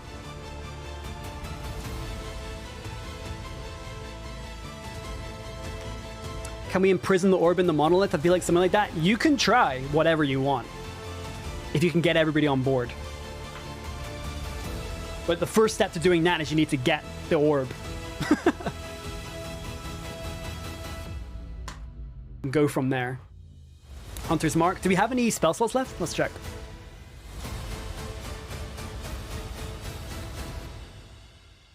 Spells. You have a second level. Yeah, you could cast you can cast Hunter's Mark with a second level spell slot. Do a little bit of extra damage. Obtain orb. Good luck.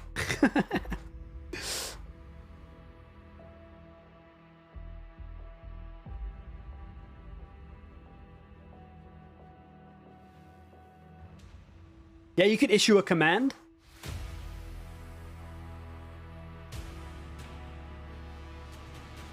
You are also aware at the beginning of your turn that Roga is unconscious. Matur has left Roga's body. And with your previous check, you know that if you were to get him back up, he would be normal Roga again. Okay, it looks like you're going for Shattering the Orb. Okay, so this means you are going to be casting Shatter centered on Matur. Well, I guess you'd have to arc it away because it's got a really big radius. Let me double check.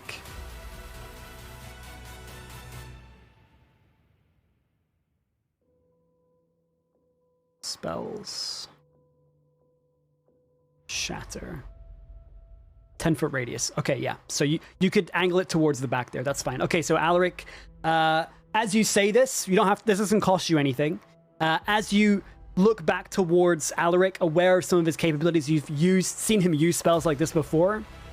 You issue the order. Alaric looks at the moment of hesitation towards you, and then just nods and begins to cast the spell, which will happen next round. Okay, so what are you doing with your actual turn here, chat? You have issued this command, which costs you nothing. What are you gonna do?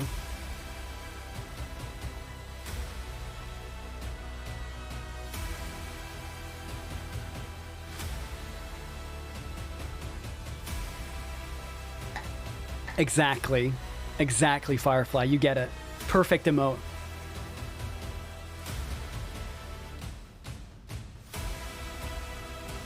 Okay, Suzanne is voting for Sharpshooter along with Falcon. So this would be a Sharpshooter shot on target number 1.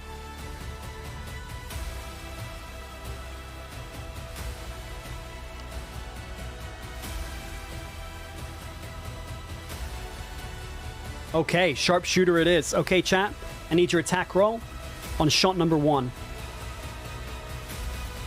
Enter the dice giveaway. Conserving the spell slot. That means that it is a bow attack bonus. Okay. There it is.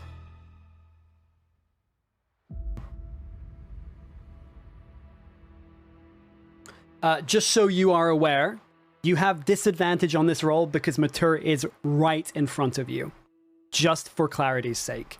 So, you don't know how hard Mature is to hit, but it's a little bit more difficult. It's hard to really get the right angle with a target swerving right in front of your face. Or, well, 5 feet away from your face. Okay, closing the giveaway. Okay, Firefly, give us our first roll, please. Let's see what you get. Hello, Cass.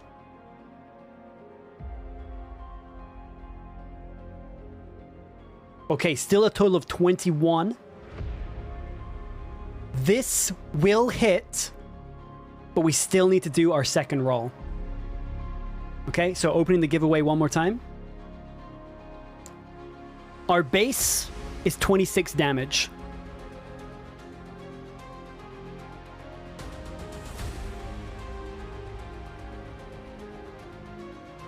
So because it's disadvantage, we take the lower of the 2 rolls.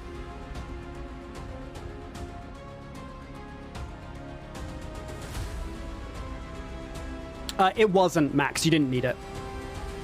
But it will be in this one too. So it would have been a 23 to hit. Closing the giveaway. Oh, Herb's in. Firefly again. Okay, the timeline remains intact. Okay, Firefly, give us our second roll, please.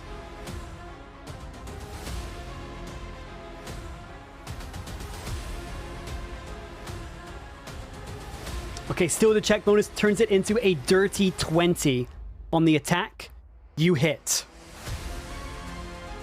So, with 26 points of damage, you send an arrow flying into the center of Mature High Shield's new form.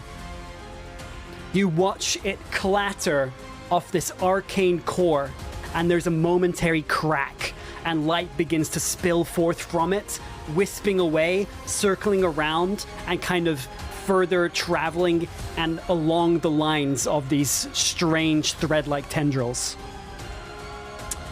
You have a second attack here. So I'm going to open a poll. Is this Sharpshooter again or no? Are you making your second shot with Sharpshooter?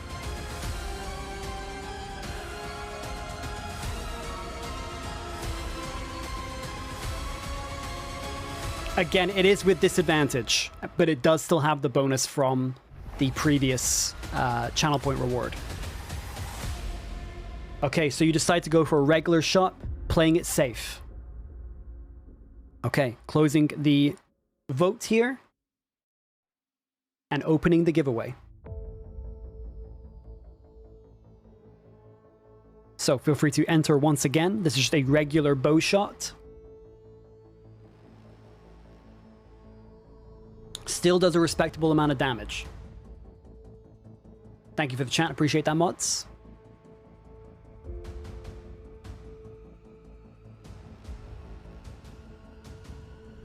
Okay, closing the giveaway. Okay, Sokite, give us our roll, please.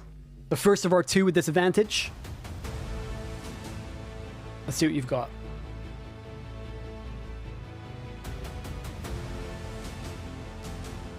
Okay, so 28 and 10 damage is our base.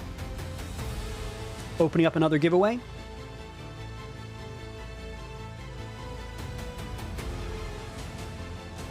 Okay, second giveaway is open. Exclamation mark, dice to enter. It's reasonable, Cass. It's reasonable. So we take the lower of the two results here. It's either going to be a hit with a 10 or a miss. Or a hit with less. Yeah, we love reasonable results. Closing the giveaway.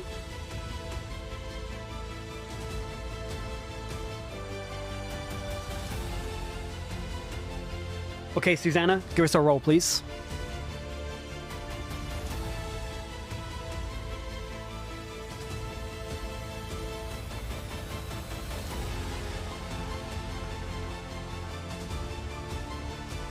Okay, so still hitting here, including the bonuses, some strong strikes, dealing 15 points of damage.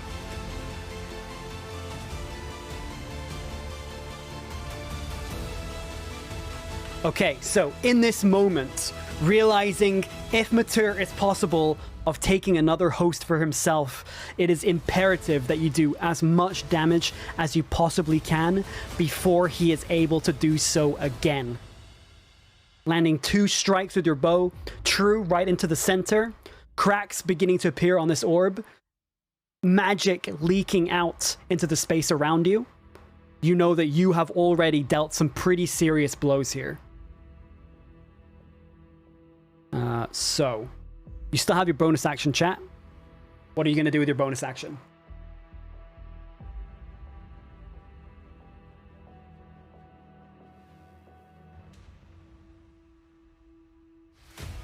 Can we heal with bonus? Unfortunately, you cannot heal somebody else with a bonus action. Unless you have a very specific set of skills.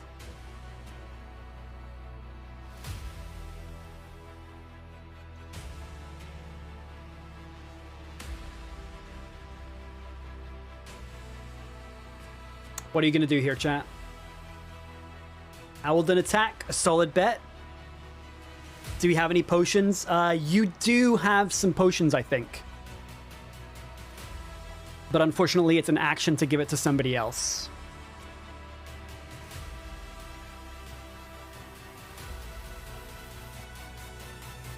I think they're regular healing potions, lesser healing potions.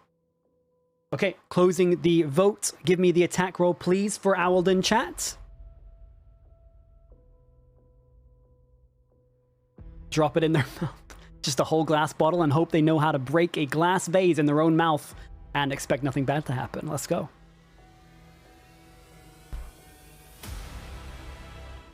Okay, so this is going to be a maul attack.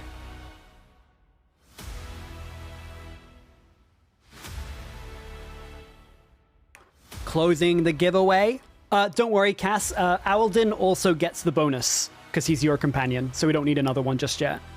I think it's on cooldown too. I just realized we haven't explained that for a while, so obviously you wouldn't know that until I told you. Okay, cool. So closing the giveaway.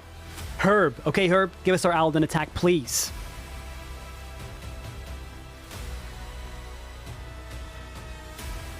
It's a big one. So with a 25 to hit, Owlden rushing forwards, clawing down at whatever tendrils he can reach as Matur floats in the air, manages to hit, pulls out a single thread, and then just begins to claw and bite at it on the ground.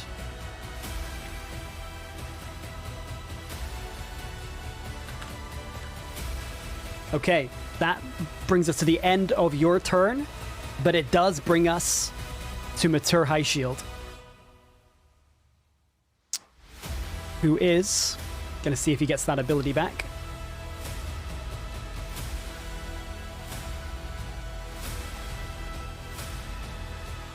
Recharge on a 6. Yep. So, managing to recharge the energy within his form to the point where he is able to attempt another possession. He chooses... Who does he choose? Yeah, it's gonna have to be that. Yeah. He, hearing this command that you had issued, Alden, instinctively responds in kind, floating up and over you, and then swirling around Alaric. I need to do a charisma saving throw for Alaric. You do get an opportunity attack here, chat, as you were within range. So feel free to enter the dice roll.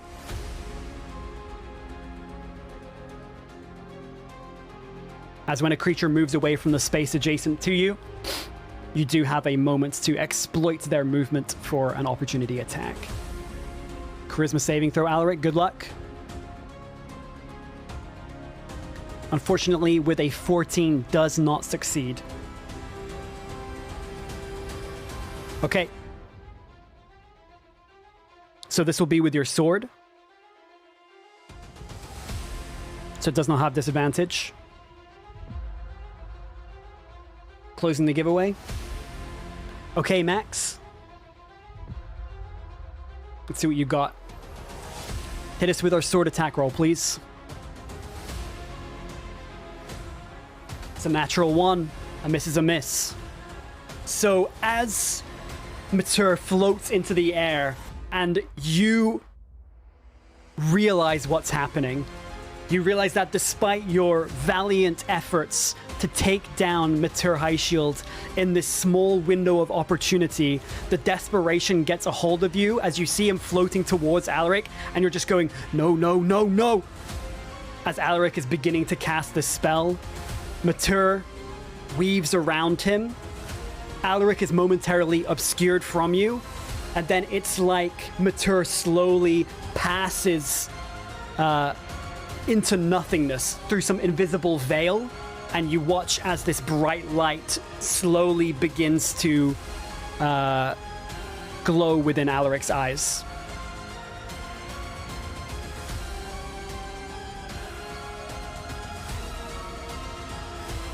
Okay, so we are on Roga's turn. And Roga needs to make a death saving throw. I will roll it in the chat.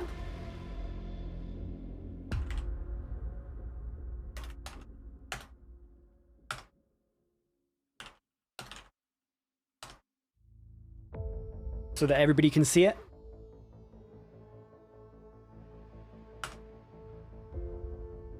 Okay, Roga succeeds on his first death save.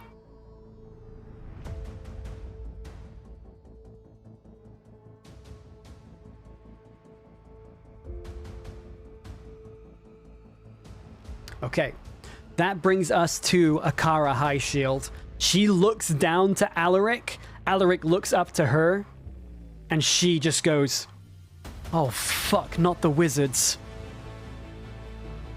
She is going to...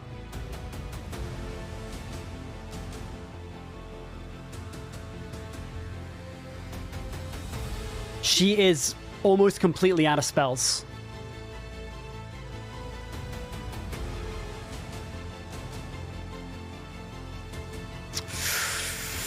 Does she do it, though? Would she use... Yeah, in desperation, she knows that if Alaric pulls out another fireball, you're all fucked. So she is going to attempt to cast a 3rd level Inflict Wounds. See if she hits. Dirty 20. She hits.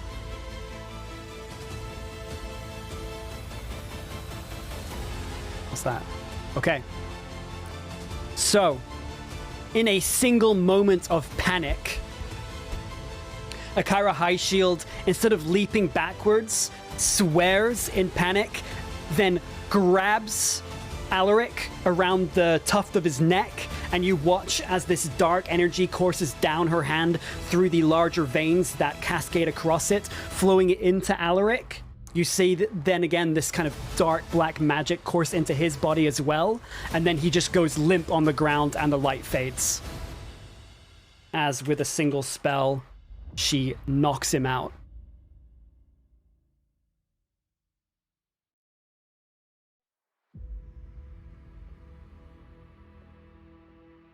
And once again, Matur Highshield emerges from the agape mouth of Alaric as he lies there unconscious on the ground, still breathing, but nonetheless knocked down in an effort to try and defeat Matur Highshield and get rid of viable hosts for him to take over. Hello, Matt. Good to see you, man. We're pretty deep into the combat right now. Things are going interestingly. We are now on... It would have been Alaric's turn, so Alaric needs to make a death saving throw.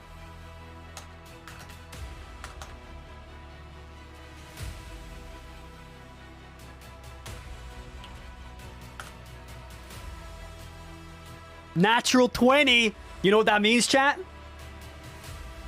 As Alaric's eyes begin to close,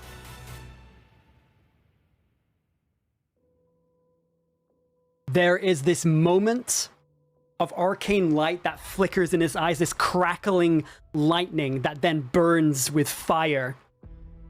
Not burning away any of the whiskers or fur, but momentarily this arcane spark that he has within him, this power he possesses, all of his studies preparing him for the single moment in which he cannot fail or lose not only himself, but everyone he has grown to hold dear.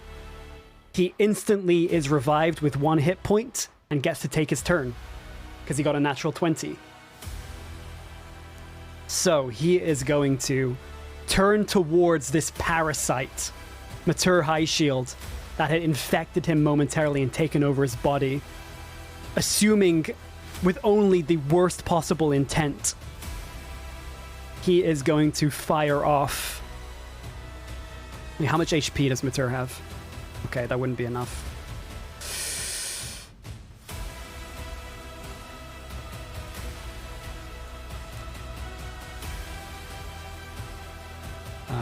He's gonna fire off a Scorching Ray. So, +7 to hit. Hits with a total of 24.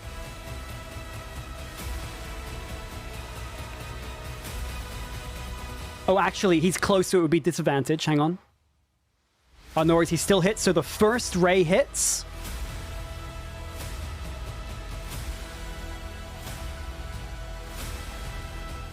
As does the second ray. Even with disadvantage.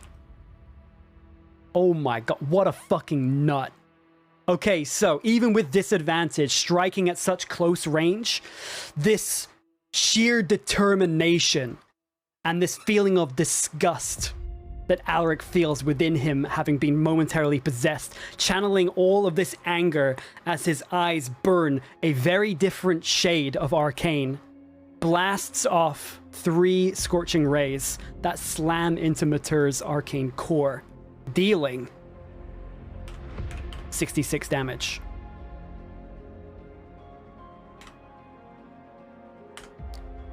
Okay, dealing 17 points of damage. Not quite enough to destroy Matur, but enough that you're now watching the various threads and tendrils that make up Matur's form beginning to waver, scorch, some of them falling down onto the ground and sizzling away like like worms in salt.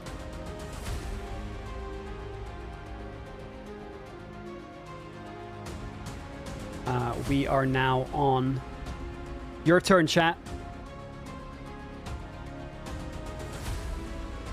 What do you want to do?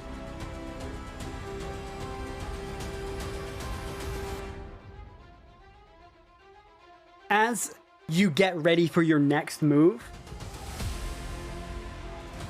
you hear the sound of something slamming in to a nearby tree that had somehow retained enough of its form to be about 10 foot high off the ground, reaching upwards, like almost just kind of like a withered thumb poking out from the catastrophic explosion that warped the landscape. Something slams into it, a dull thud, and you watch as the broken and contorted body of a zombie slowly slides down the tree, seemingly thrown some distance from back where you came, assumedly from Lazaro, who is holding the line.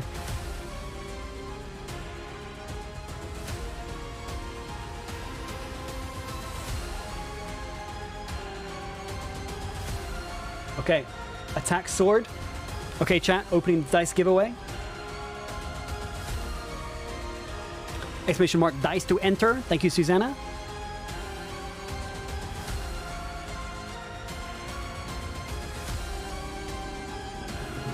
Okay, attack bonus is on the board. This does not have disadvantage.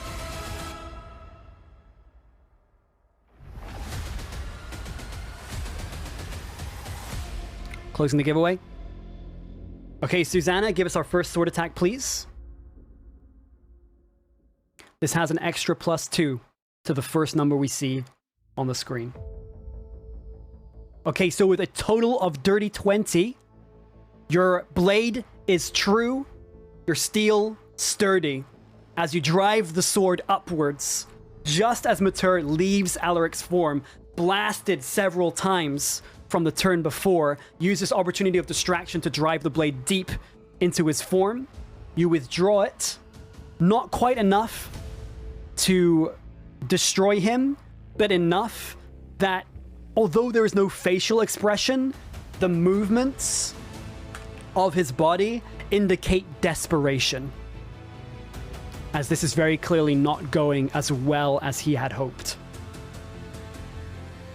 We are now on your second attack. So, enter again, chat, for the second sword attack here.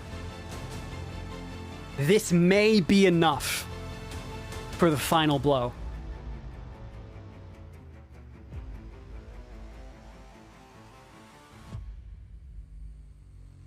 Good to see you again, my dude. Quite literally in the chat.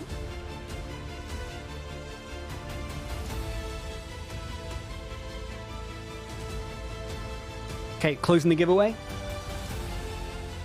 Okay, Cass. Cass, please give us our roll. What could be the final damage roll of this encounter?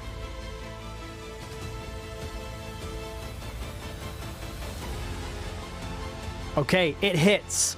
With 10 damage, you bring Matur to the point of extinction. The light now flickering back and forth. Whatever is keeping Matur afloat, keeping him intact, is rapidly fading. Okay, what are you going to do with your bonus action, chat?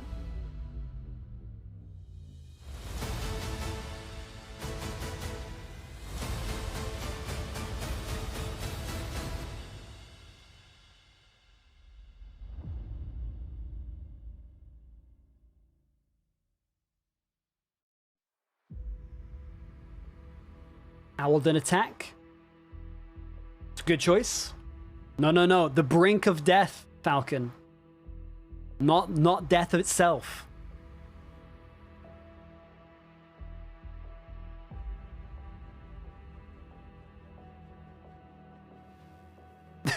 No, it can't pop up, but I understand the reference.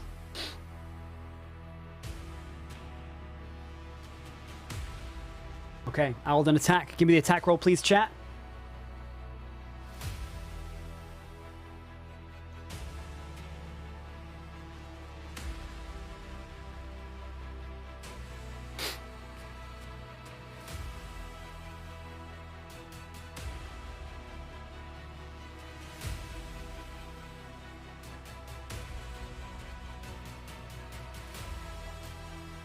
Hello, Neen. Great to see you. Closing the giveaway. Okay, my dude, am I right? Please hit us with the roll.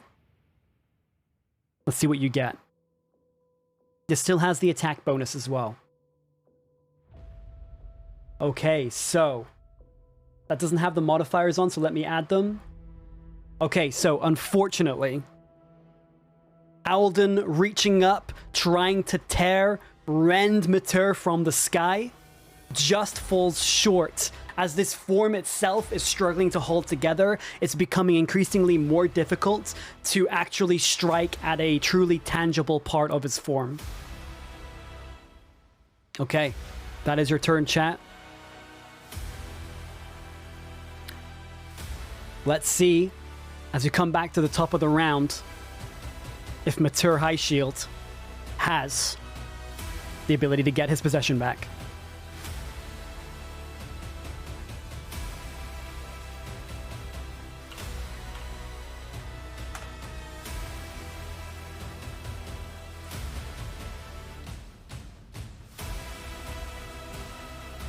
So you know I'm not lying. If you're on the Discord, there's the proof. So, Mater, in this moment of desperation, at this point, little more than a series of a handful of weaving threads around this central orb, rushes straight away from you towards Akara High Shield. You do get an opportunity attack.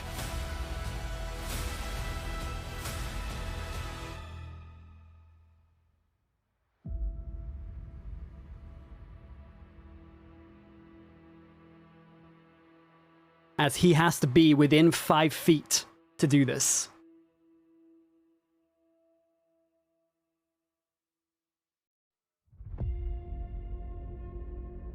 I should probably goes over Alaric there. Would not actually do that. Oh, sorry, chat. I'm actually lying to you. You don't get an opportunity attack. Because Mater is forcing his way into the space, which means he does not leave your radius. We'll play it out, though. Closing the giveaway.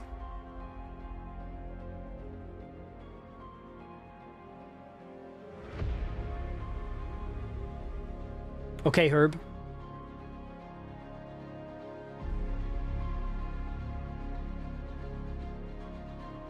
Okay, the timeline remains intact. As you attempt to swipe out with your sword, in this moment realizing if Mater gets to Akara High Shield, it could be all over. You know how devastating her attacks can be, how deep the wells of her power are, but she has expended a lot of it to keep you all alive thus far. Okay. So, I'll roll this in the chat again, just so you know I'm not cheating.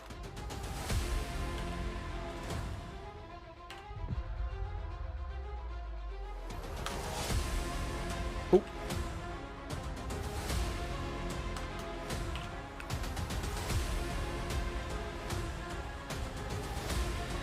What's her modifier?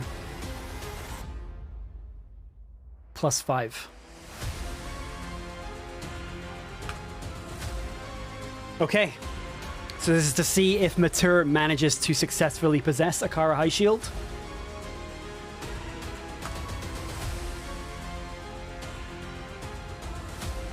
He does.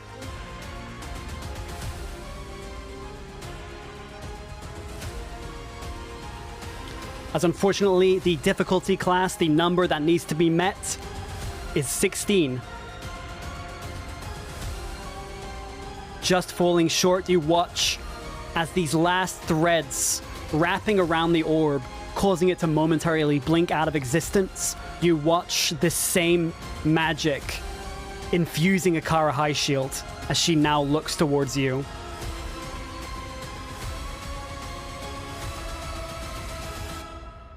Okay.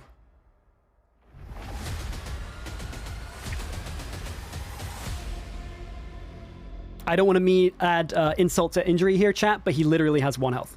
Okay, so entering into Akara High Shield's form, we are on Roga, who needs to make another death saving throw.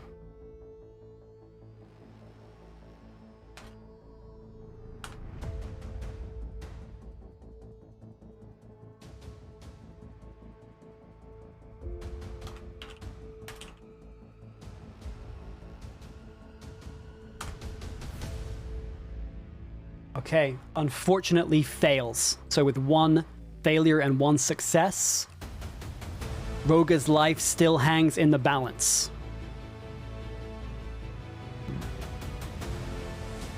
We are now on Akara High Shield's turn. She's possessed right now, so it doesn't really matter, as they only get 1 turn combined.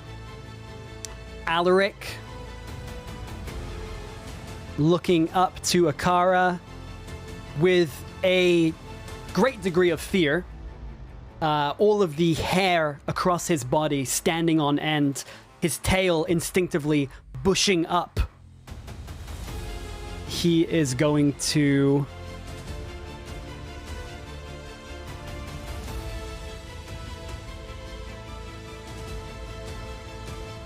Yeah, he doesn't fucking know what to do. Panic! He's got a 3rd level spell slot and a 2nd level spell slot, but he still doesn't have the opportunity to do the thing. This is tough.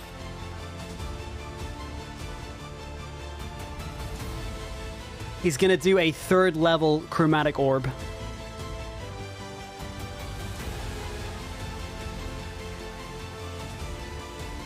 Actually, is he? Is he gonna do a... No, he's gonna do a lightning bolt.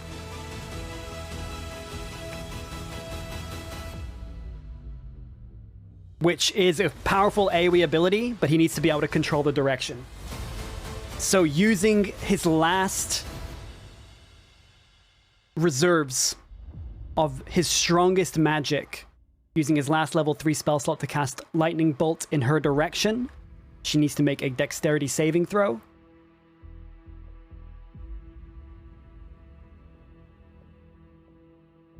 Gets a natural 1.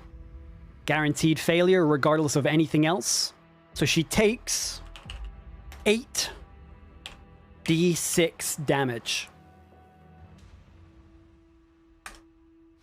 Okay, 22. Not great rolls, unfortunately. But 22 damage is 22 damage. Akara High Shield now left on 17 health.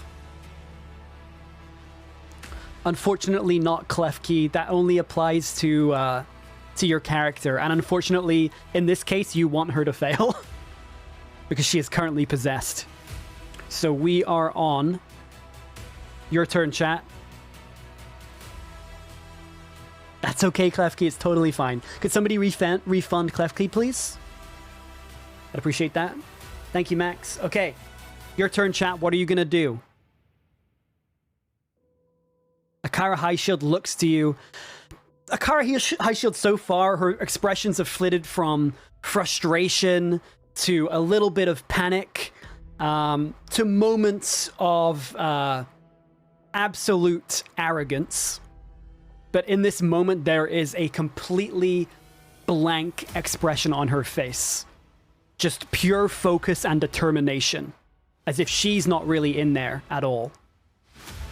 Can he move away before we attack? Absolutely, yeah.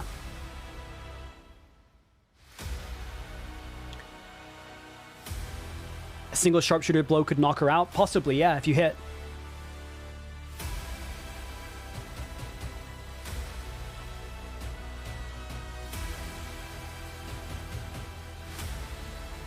Go get ice cream. What are you gonna do here, chat?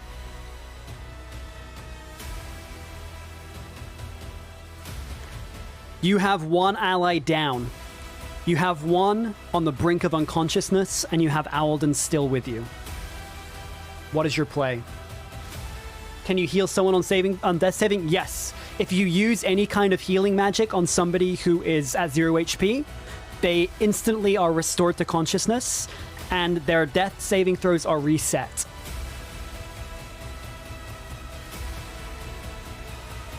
Okay, so you choose to attack in attempts to finish this fight. I need an attack roll from you, chat.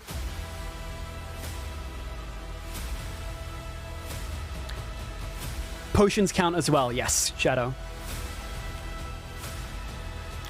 I'll say that instinctually, you do move a square away to get a better angle here.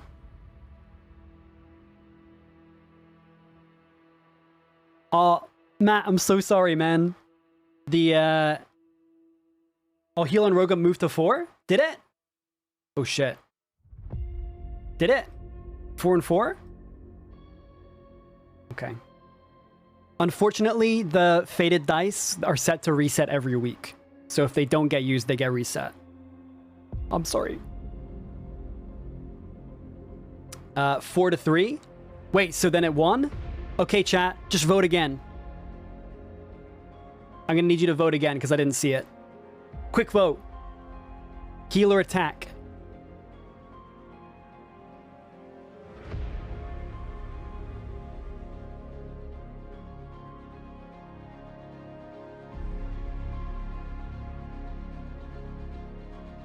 Okay, healing potion. Got it. All right. So, you move over to your ally and choose to funnel a healing potion using your action into his mouth. Okay, because I feel bad, Matt, I'm gonna let you roll a healing, okay?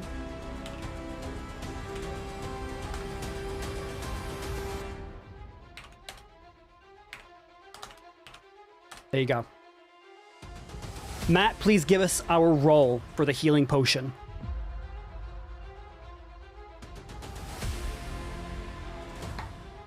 Let's see what we get. He's already like, fuck this, I'm out.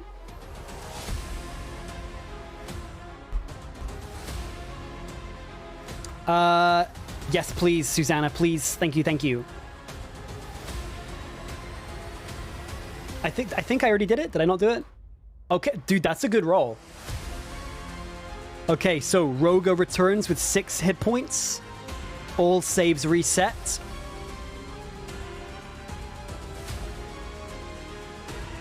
And it's back to consciousness once more.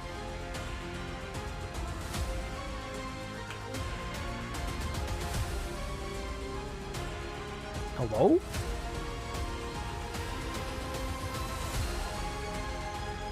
Okay, he's back up.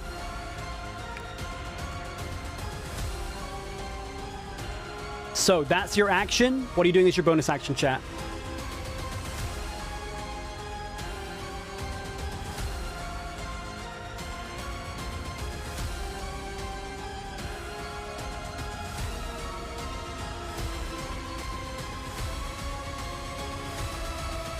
Alden attack the Unity. Okay. Opening the dice roll.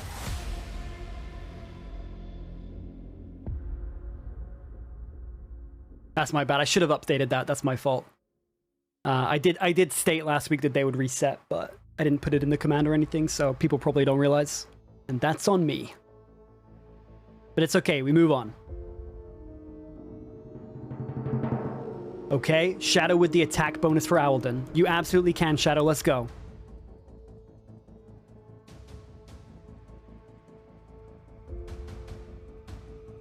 With a mole attack here.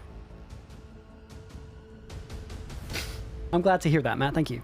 Okay. No, it's okay, Shadow. It's perfectly fine. There are probably other people in the chat wondering the same thing. Closing the giveaway. Okay, Skrit. Skrit, give us our Owlden attack, please.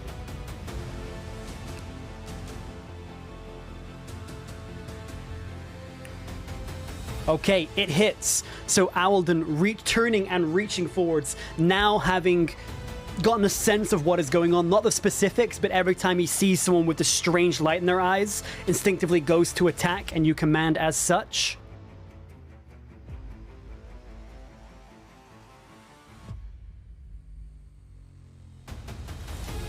Okay.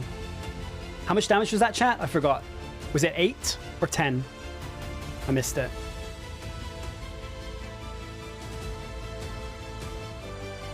9? Thank you. I was right in the middle. Appreciate that. Okay, so dealing 9 points of damage, scraping out across Akara's calf of her leg, kind of just sideways swipe, trying to knock her off balance to the ground. Manages to strike too, but she manages to withhold herself, sturdy herself, and get ready for whatever lies in store. Which brings us to the end of your turn. We are now at Roga. But as that happens, you watch as, clearly able to perceive what is happening around you,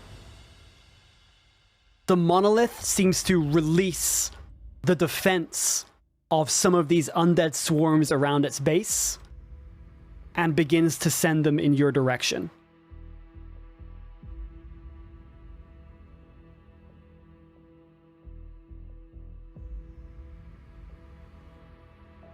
They all get to hear.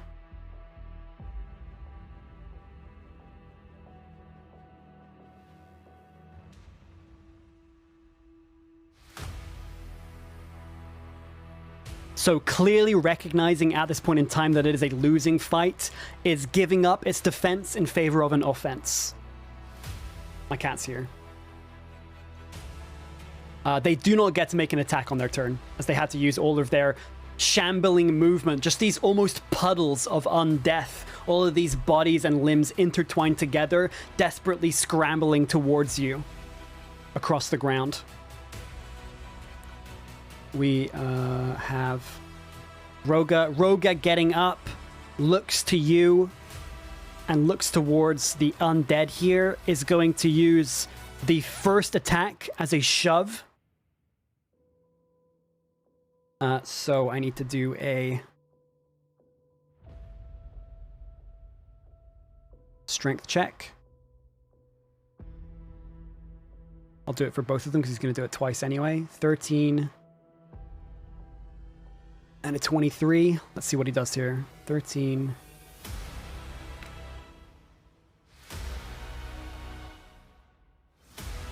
Okay, so you watch as Roga, getting to his feet, doing his best to re-enter the fight, instead of attacking, realizing that you have just been surrounded on your back by swarms of undead, pushes himself forwards, desperately leaping to his feet, and almost leaping in their direction, slams his shield into this first swarm, moves into the space, and then slams the second one back and moves into that space, trying his best to interpose between the both of them and you.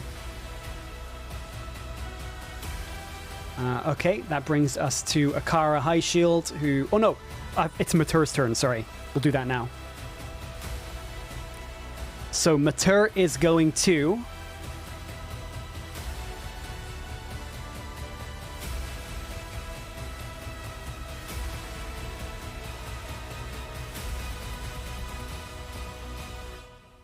Let me double check something real quick.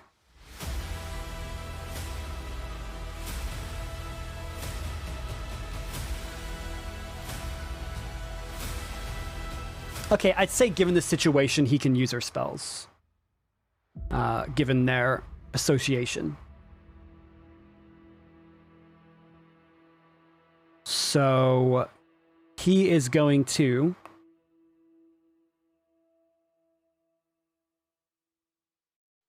Okay, she has... Luckily for you, she has basically no spell slots left. So her ability to do anything devastating has been completely cut off by her agreement to use a lot of her magic to heal you up on your journey here. But she is going to use the last of the spell slots to do a inflict wounds on Alaric, to try and knock him out again.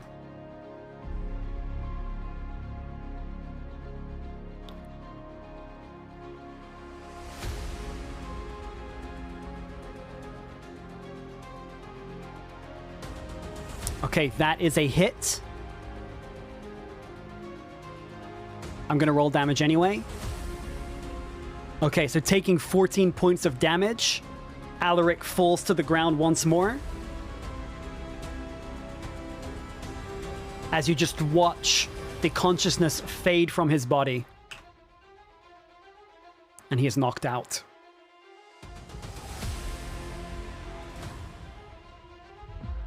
Okay. That brings us to Alaric's turn. And Alaric needs to make another death saving throw.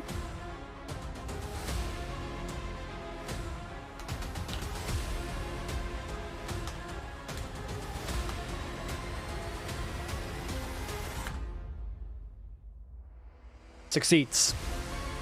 Okay, we are now on your turn, chat. What are you gonna do?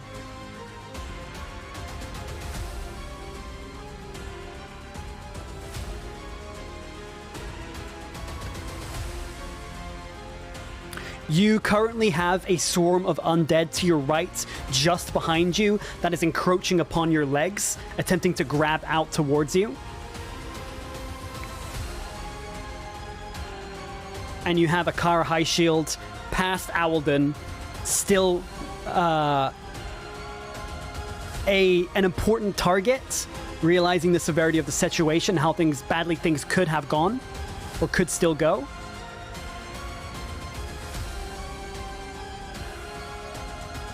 What are you going to do here?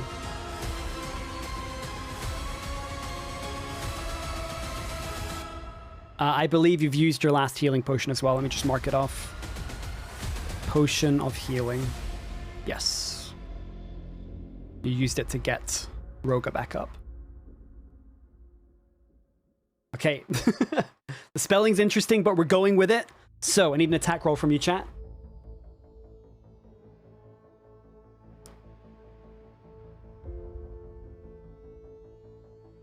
Let's see what you've got here.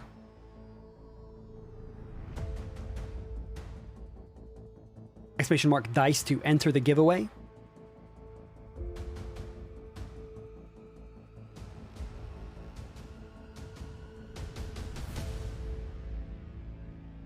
Want ice cream? Do we have some? Or were you going to order some? Is that what you're asking? Okay, closing the giveaway here. Okay, Sokai, give us the roll. I'm happy to share with you, Tilly. But you probably don't want to share with me. Okay, with a 25, dealing 22 points of damage, the second attack isn't immediately needed as you let loose a single arrow that strikes just into below the clavicle, out towards more of the arm to miss any vital arteries. As the light fades from Akara High Shield's eyes and she is knocked unconscious. And Matur, frail, beaten, and barely managing to stay aloft, reemerges. So you still have your second attack here. What's it gonna be?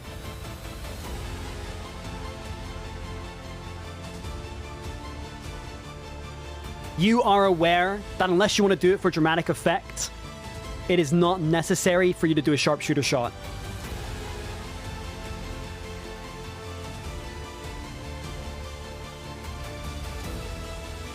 What's it gonna be? Okay, I think we can close it there. Give me the attack roll, please, chat.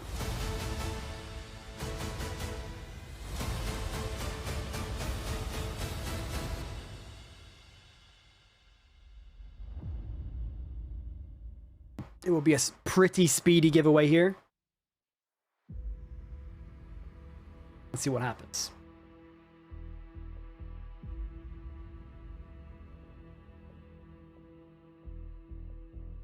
Closing the giveaway. Sokite. Okay, Sokite. Give us our bow attack roll, please.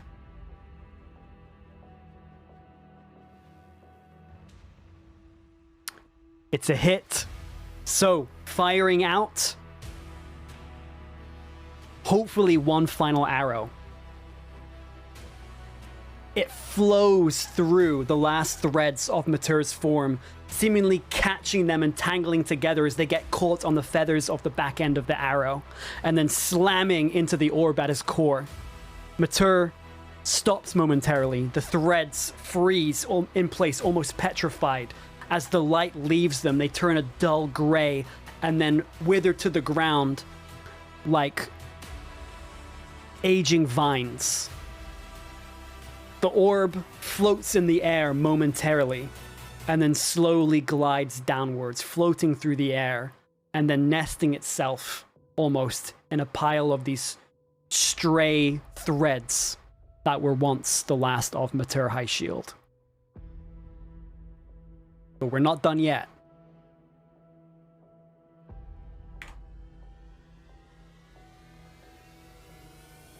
So, your 2 attacks expended.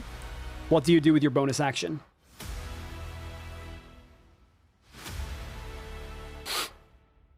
Bear in mind, you do also see the orb resting on the ground. It is cracked, the casing fractured in sections, but it is still dimly lit.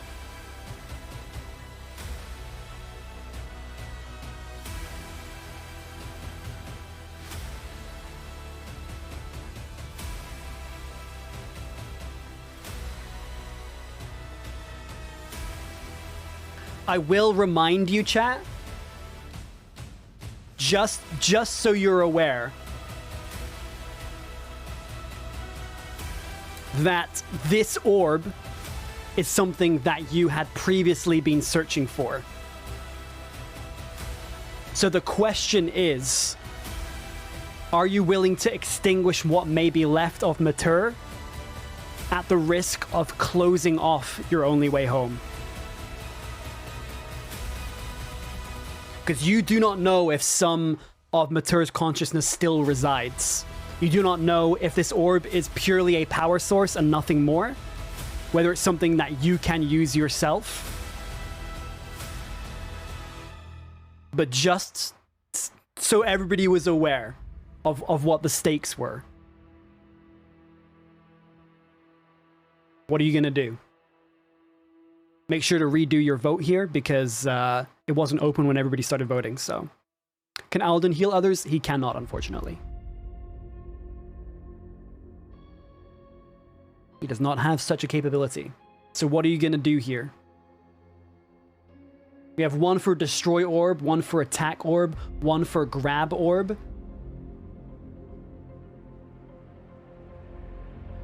Two for Grab Orb, 3 for Destroy Orb.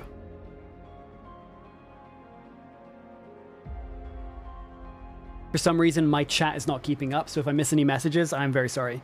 There we go.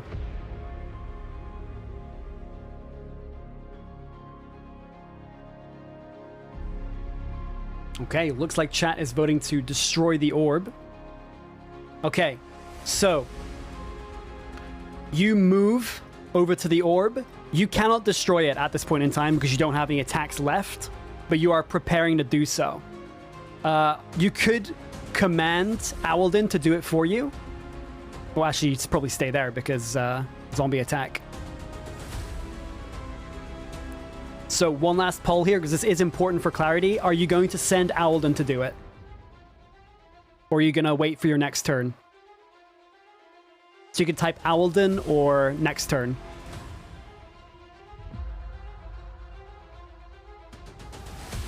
Or no, I guess makes sense too.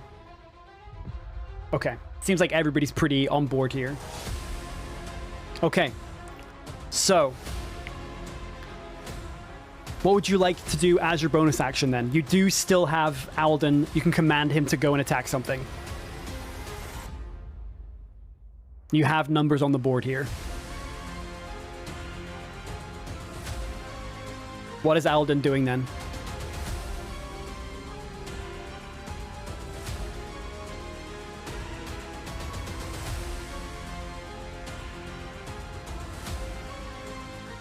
Okay, attack number 3. Okay, so Alden moves over and attempts to make an attack roll against this swarm.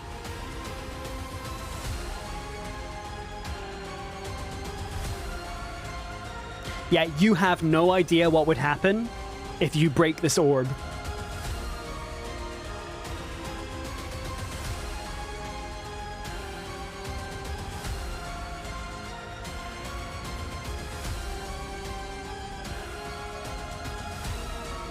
Okay. Hello, Saf. Great to see you.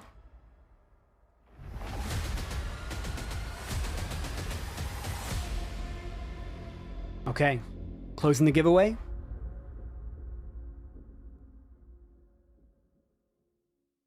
Realize I gotta turn my other lights on here.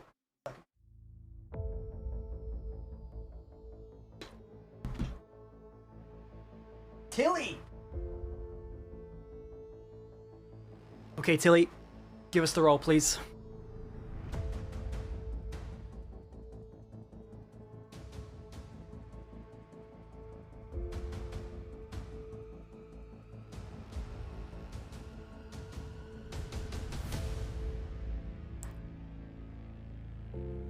Okay, so with a 12, manages to hit. These creatures are incredibly slow, sluggish, and clumped together in such a way, fused at sections of their own bodies to create this barrier that was defending the midsection of the monolith.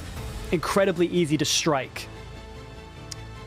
Okay, so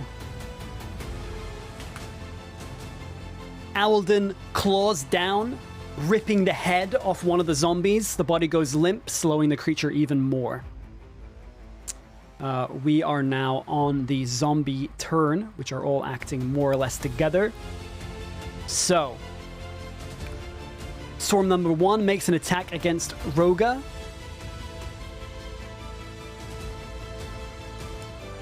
Does not hit.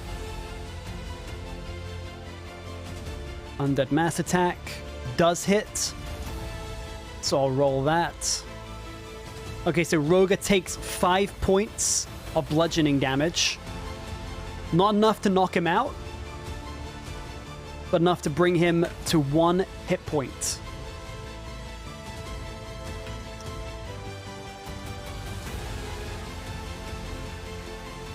Did that not update? No, it didn't. Okay, Swarm number 2 attempts the same. Misses. Misses. So the second swarm, desperately clawing out at his thighs, at his legs, at his shoes, just crawling along the ground, gnashing and scraping at the ground around him, but not managing to find any attack. Number 3 is going to attempt to attack you.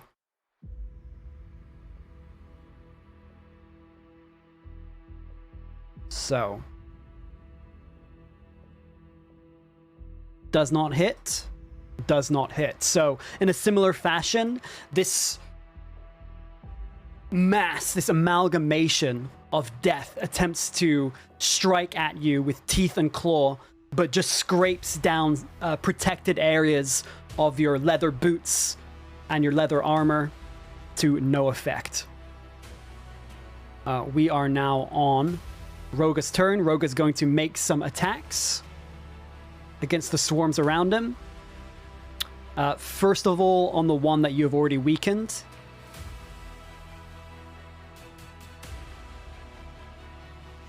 Hits with the first and with the second. The first hit dealing 14 damage, so the second attack is against clump number 2. The second doing 10. So with that, the massive undead at your feet is sliced and stamped out by Roga as he desperately defends you. The second attack going against the one next to him, bringing it down 10 hit points. Okay. Akar High Shield is unconscious, so we'll need to make a death saving throw.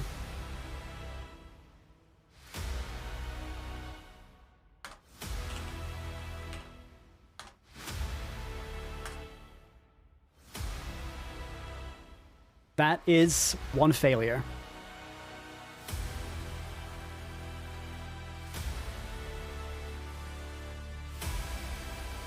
Okay. We are now on Alaric. also needs to make a death saving throw.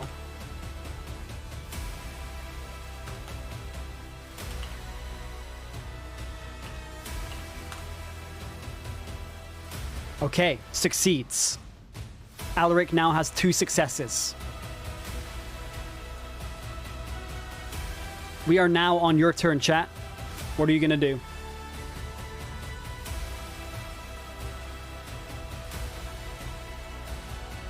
You gonna go grab the orb? Don't know if Alaric or Akara had potions. As far as you're aware, they do not. You have been in possession of all of the consumables of your group. So you had previously mentioned you were going to go and grab the orb. You can move out from the space now without provoking an opportunity attack. Yep, you have 1 spell slot left.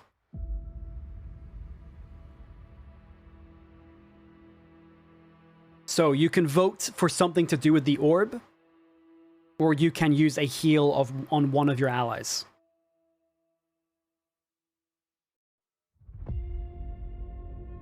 What are you going to do?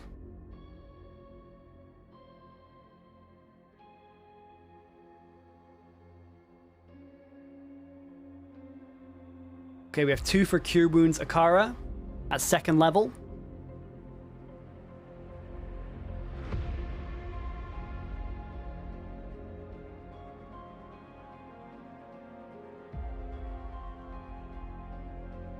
Okay, then that's what we go with. So, I'm going to open a dice roll for the healing spell, so feel free to enter that to see how much you heal for.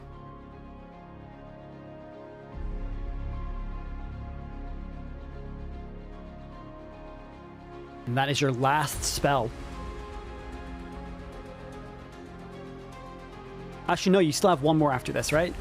You haven't used any of your 2nd level spells yet. Am I right in that? I'm not imagining that. She hasn't actually used the 2nd level spell. You contemplated using it, but you didn't.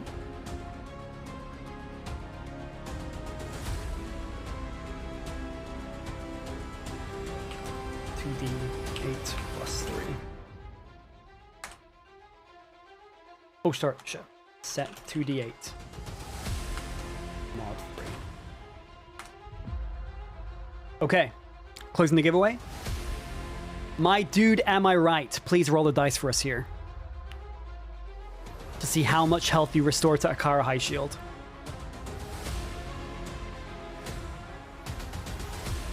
Okay, a total of 13 HP. Not a bad roll at all.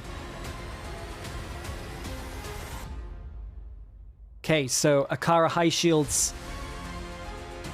saves are reset.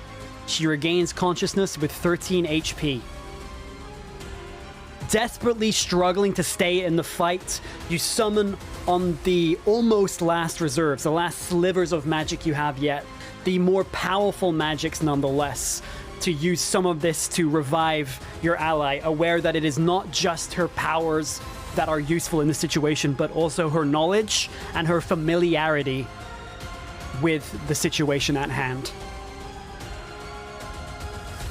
So she looks up at you as you bring her back to life with the spirit magic. She looks down to her right. She sees the dim lit orb. She takes a moment to think to herself as she regains consciousness. To roll the dice.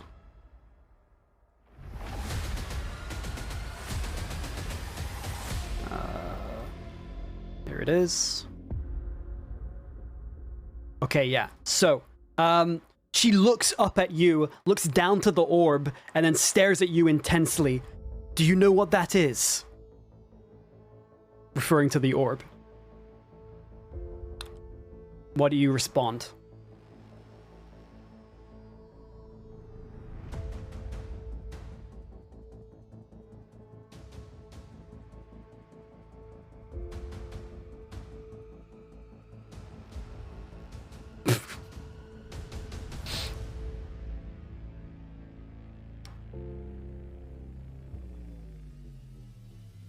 All right.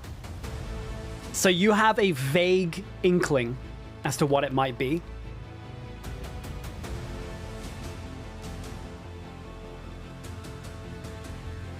So what's it going to be, chat? We're an even split here.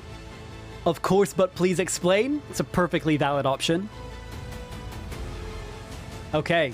Like it. I like it.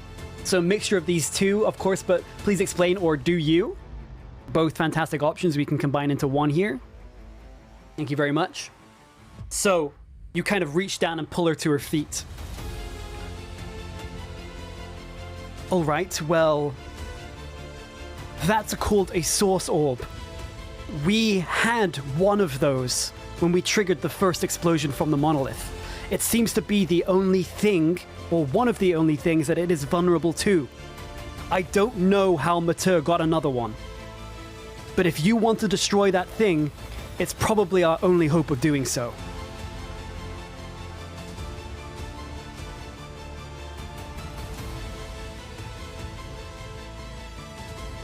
Okay.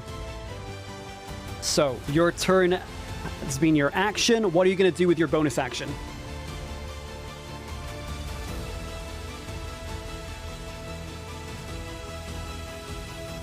Can we, Alden, use a charge attack? Yes, absolutely. He could do a loop-de-loop.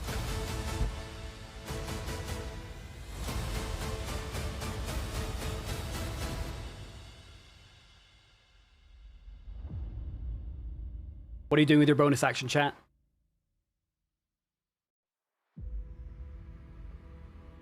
Just throw the orb for all time's sake? Alden loop deal. Okay, we get it. All right. Open the giveaway.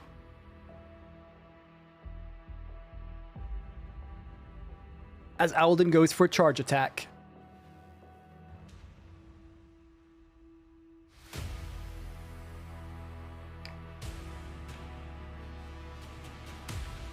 So I will do dice. Alden. Oh, I guess I need to do it manually, actually. Set 2d6 if it hits. Plus 7 damage. Okay, closing the giveaway. Beastie! Let's go. Okay, Beastie. Give us our attack roll. Oh, shit.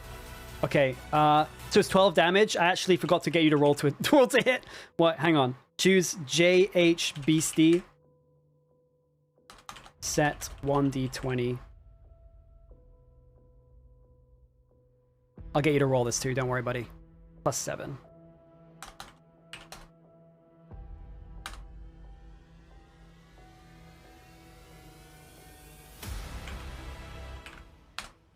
Okay, Beastie, give us one more roll, please. Just to see if we hit. Oh, fuck. I'm so sorry. Okay, so Alden charges, going in a curve and then slamming into this undead pile. It resists his attack, staying planted in place as many of its bones digging out in different directions below it have just unintentionally, just as a course of what's been happening, dug themselves into the ground, and unfortunately it does not budge. Okay, we are now on top of the round. Okay, so you watch. To your horror, you hear the slithering of more undead appearing from behind the monolith.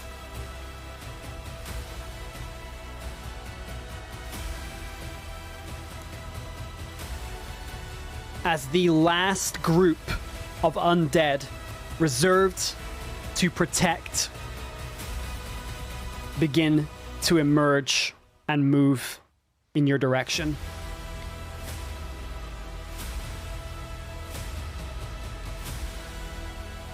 We are on Roga's turn. Roga is going to once again attempt to attack, hopefully finishing off the target in front of him. Hits. Dealing 13 damage, which is enough to remove this undead from the battlefield. So destroying another pile, just desperately swinging downwards with the longsword. Exhaustion beginning to set in.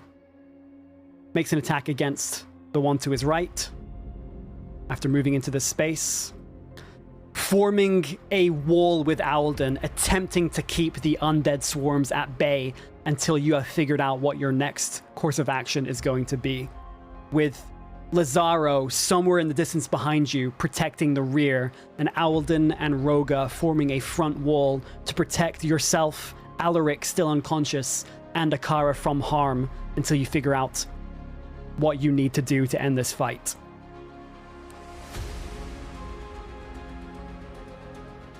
Hits.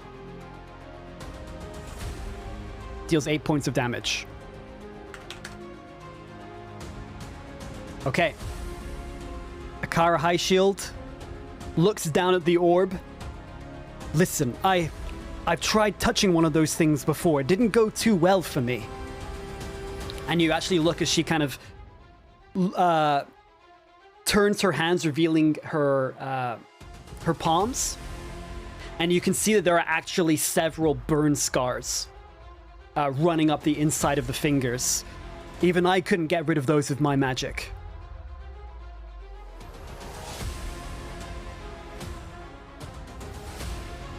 If anybody's going to do this, it has to be you.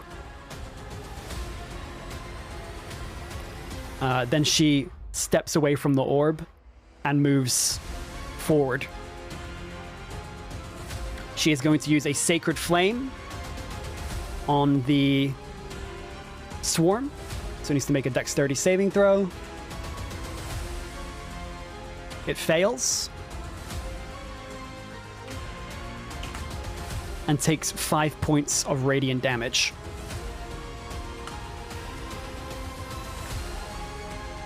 Chat's just lost their minds. They're going into full meme mode.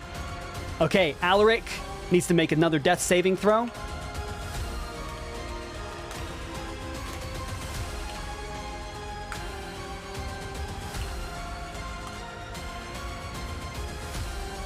Succeeds. Okay.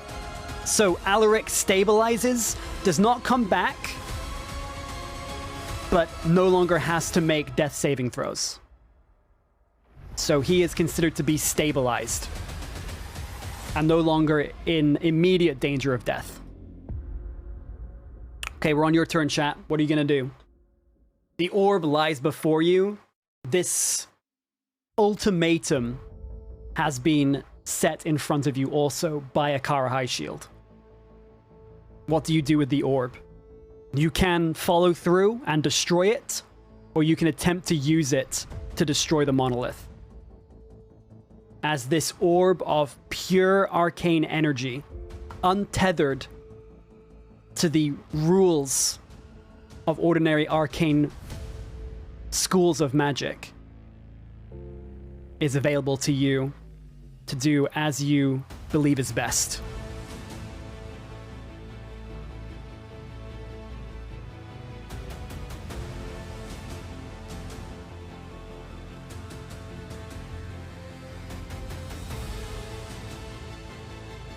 Frog Burps, fantastic name. Thank you very much for the follow.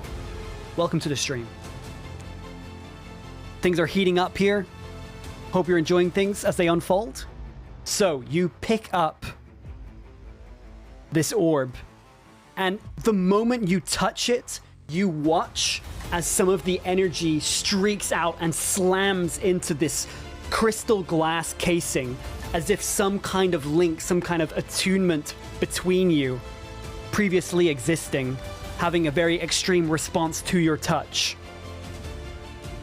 You pick it up and you can feel this pure source energy flow into your veins, and you're reminded in this moment of the overwhelming sensation you felt that transported you here to this world in the first place, coursing through your body, up through your hands, into your skull, vibrating, sending shivers up your spine, tingling the hairs all over your body as you hold out the orb, unsure of exactly what to do, but instinct tells you to direct its energy towards your foe. What remains of the energy inside the orb begins to spark crackle, coalesce, and grow as you can feel the energy from within yourself, this silvery mist leaking out of your mouth like breath, out of your eyes, out of your fingertips, begin to enshroud the orb itself, seemingly passing through the glass itself inside and adding to the orb's destructive force. You point it towards the monolith, and the orb begins to tremble in your hand. I need you to give me an ability check using your spellcasting modifier. So, as you try to control this power surging within you, we get to see just how good you are at doing so.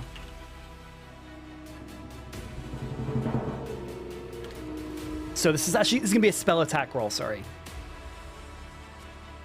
Actually, would it? No, I wrote this down this way for a specific reason. Sorry. So mod +3. Okay, Satanic Beam, that does count towards this bonus. Thank you very much.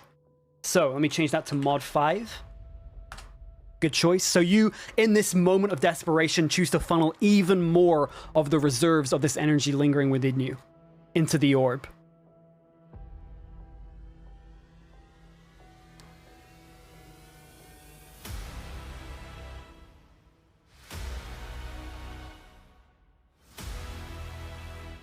Okay. Closing the giveaway. Maximus II. Please give us our roll here.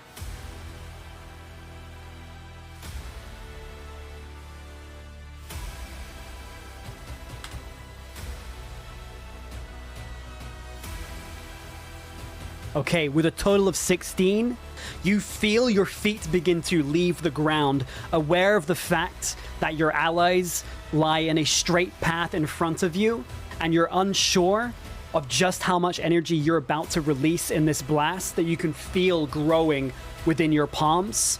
So you think of lifting your body up, and it does so as this shroud begins to envelop you as well. You hold out the orb, steadying your right hand as you do so, and you watch as this brilliant stream of arcane light exits the orb and slams into the monolith. This channel begins. However, there's a moment of shock and brief despair as you realize in this moment the monolith has resisted its effects. That is not to say it will continue to do so, but on our first round of attempting to channel this magic, the monolith has won the contest of wills. But you maintain concentration on this ability as we move through to the next person in the combat, which is... the monolith has nothing left. It is purely defending itself, as you can see this umbral bubble begin to protrude from the monolith itself, moving outwards towards you. Which I should draw on.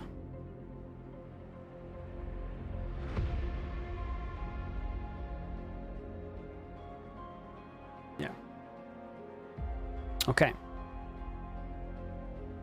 So the undead stride forth, attempting to bring Roga down.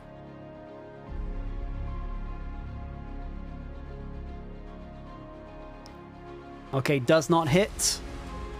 Does not hit. Number 4's turn. Okay.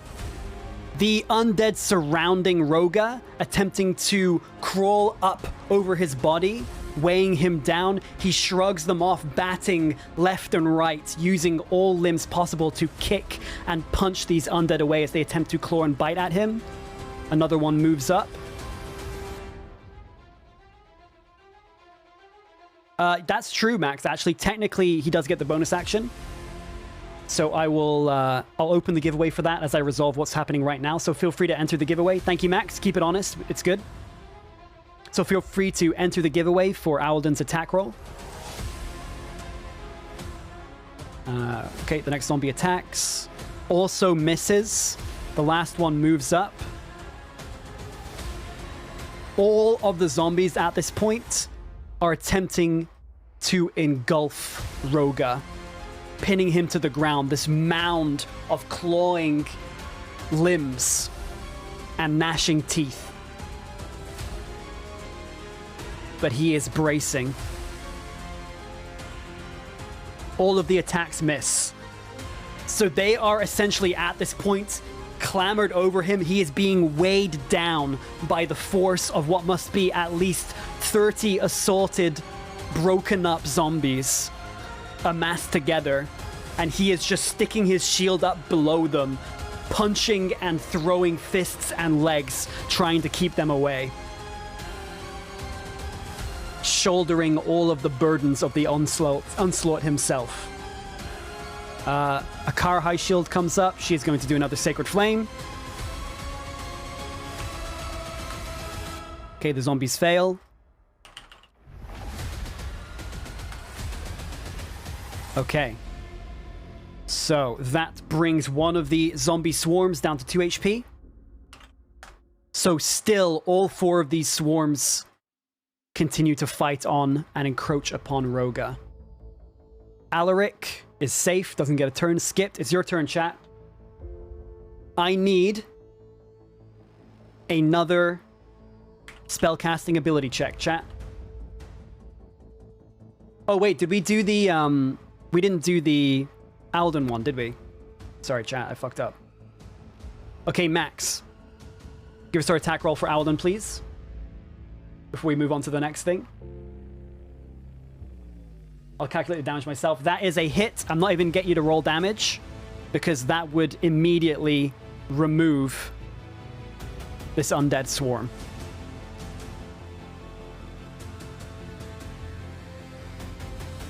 Okay, so back on it then. Opening the dice giveaway. I need another spellcasting ability check here, as this contest of wills between yourself with this orb in your possession and the monolith continues.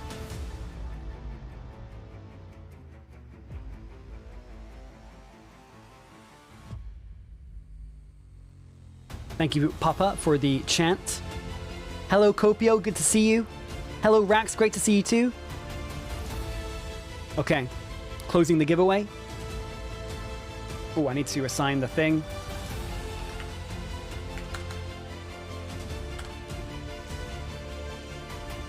Okay, Max. Your turn.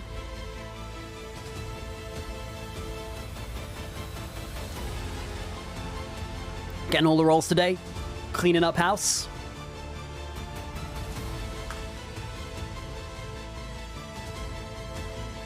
Okay, so with a total of 8, unfortunately, once again, you feel this eldritch force pushing outwards, and you watch as the bubble encloses in on your group, as you have lost the second contest of wills. I wish it wouldn't load like that. It's very annoying. Okay.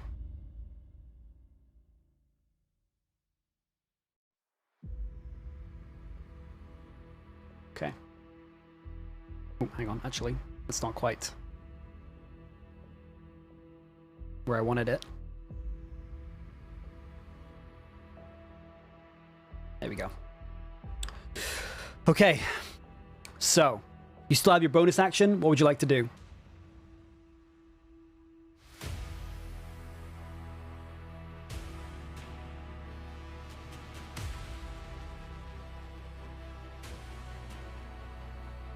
Yeah, make sure you vote for it.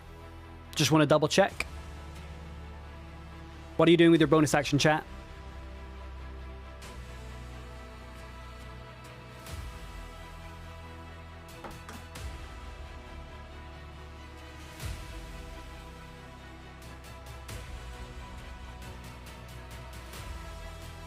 Okay. Opening the dice roll for Alden's Maul attack, as he attempts to shred down another one of these zombie swarms that threatens to overcome Roga and overwhelm him.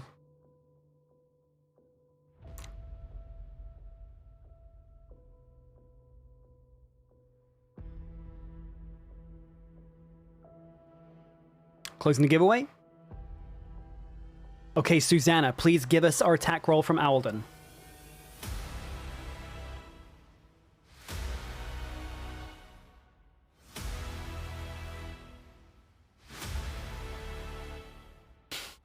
I like the pun, door to door. Okay, strikes true. Claws down twice, scraping along the various bodies littered along the ground, trying to find something still moving, manages to do so.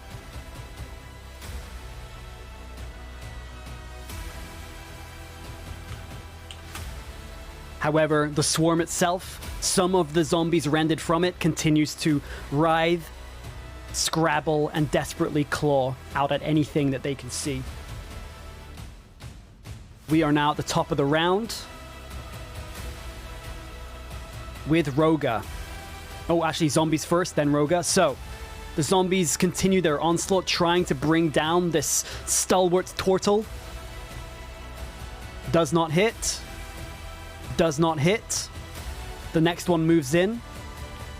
Does not hit. The third one moves in. Also does not hit. As Roga continues to hold the line, some of these zombies attempt to move past, attacking Alden, trying to move through to Akara. With his free hand, drops his sword, impaling it into the ground, instead opting to grab out with one of his thick, calloused fists, grabbing what he can from this mass of undeath and pulling it towards him as they bear down on him once again. He's going to try and make his attacks. He's going to make them with his fists.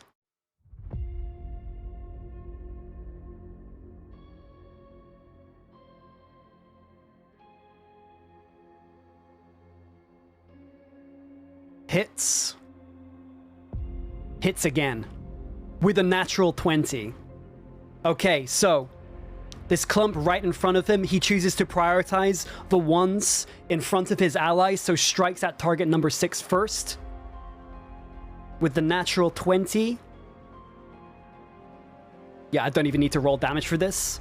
With that, his fist slams upwards into the center of this mass, and this swarm of zombies fused together flies into the air, backwards into the pit. And you can hear the clattering of bone and rolling of mass down out of sight. The second strike does 6 bludgeoning damage. Okay. Akara High Shield, another Sacred Flame. The target succeeds, so takes no damage. So because of the blows dealt, she just misses the mark, and this zombie horde unintentionally scrambles out of the way of the Sacred Flame attack. We are now on your turn, chat. What are you gonna do? Are you gonna continue with the orb? Or are you gonna do something else? You have lost 2 contests here.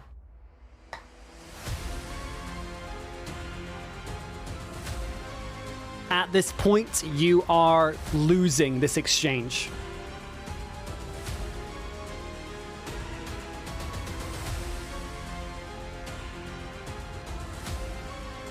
Is it check bonus? Yes, this is for check bonus, as it is a check with your spellcasting modifier. Okay, so you continue to channel the energy from this orb. Let's see how it goes.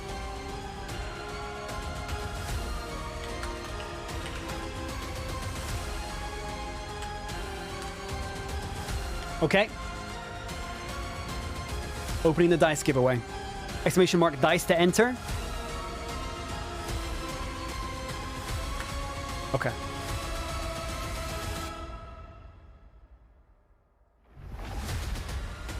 Let's see what you got here. Preparing to close the giveaway.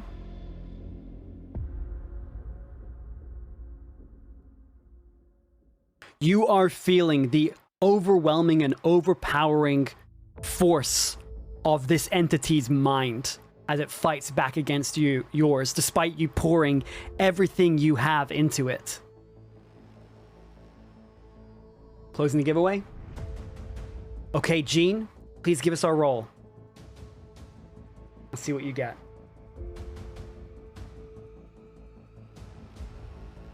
Oh my, he's fucking done it. The absolute mad lad. Natural 20. Okay. With that, there is a moment where you're almost distracted as you feel the sensation of something tugging at your boot. There's this moment of fear when you contemplate the fact that maybe some zombies slipped through the defenses of either Roga or from Lazaro behind you. But as you look down, you see the faintest silhouette, ghostly in its form, almost featureless, apart from the familiar shape of a familiar halfling companion. Someone you had lost mere moments ago in terms of the life's time that you have both lived. The location of his demise still connected to the place where he lost everything. Tugging down at your boot, you look downwards and you see, despite the vague featurelessness of this form, a faint smile as the hand lets go and then gives you a thumbs up. And you could swear you hear a faint whispering in your ear of encouragement. As you look around, you can see, one by one, almost springing up out of nowhere, as this mist begins to encircle the entire area, not just around you, but around the monolith itself. These wispy, mist-like silhouettes crop up, and it's strange to you.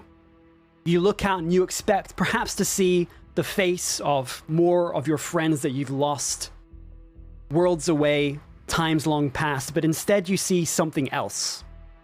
You see something impossibly familiar.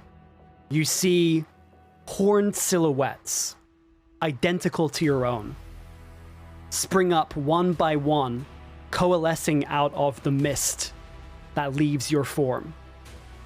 All slightly different. Some of them longer hair, some of them shorter, some of them slightly shorter, some of them slightly taller.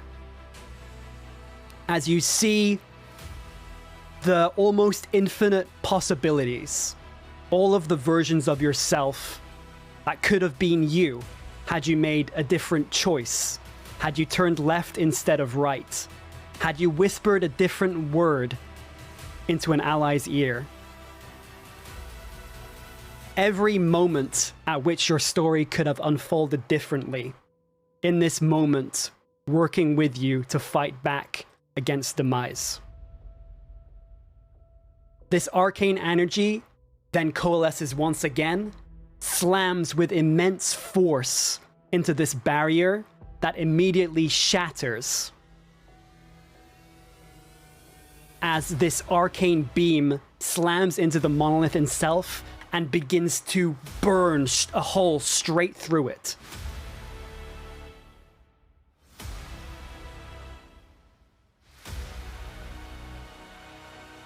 Okay. The monolith is now vulnerable, and we are now on your bonus action, chat. What are you gonna do?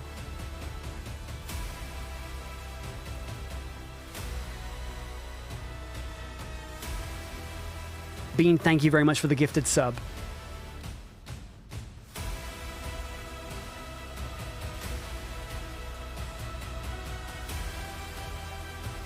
Not as a bonus action, no.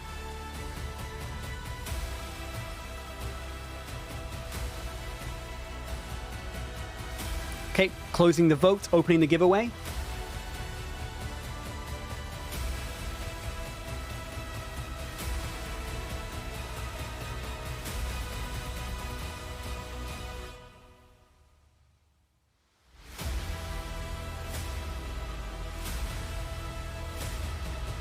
Okay, closing it up.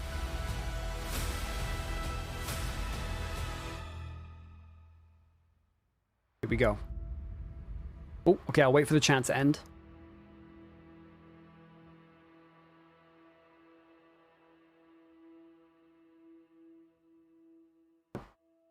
Jean again. Okay, Jean, give us our attack roll. As Alden charges forth to deal the finishing blow. Okay. It is enough. The armor class of this enormous stationary monolith being 10. Alden charges forth, leaping from the top of the crater. You release this arcane orb, cutting upwards into the sky, and as this beam of light courses through the crowds, you finally see a moment of daybreak once again that shines down upon your area like a blessing. Alden, leaping through the air, slams shoulder first into the monolith as it shatters into 100 mirror-like pieces. The flame surrounding the monolith begins to dim. The light within its casing flickers. And these strange glass-like fragments remain, floating in the air, tethered by some kind of dark magic. No longer hostile, but still present. The remaining undead surrounding Roga go limp as combat ends.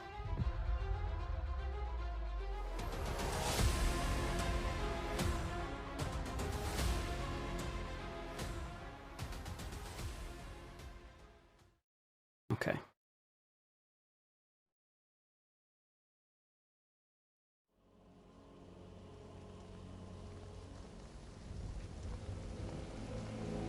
The storm continues to rage overhead.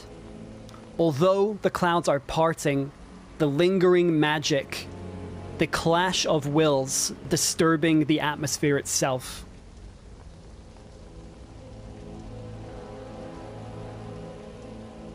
You approach the edge of the crater as Alden begins to climb back up to your side.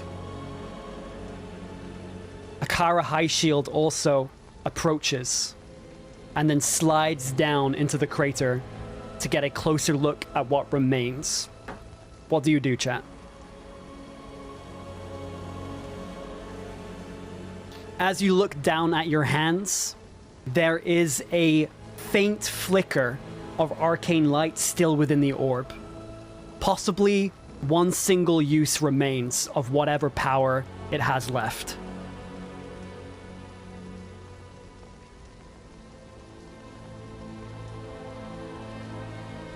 So to give you a quick recap of exactly what happened, down in the center, in place of the monolith now, there are just these floating shards, these thick panes of dark glass that hover, all linked together in a very strange and random arrangement by thin threads of this wisping purple dark energy.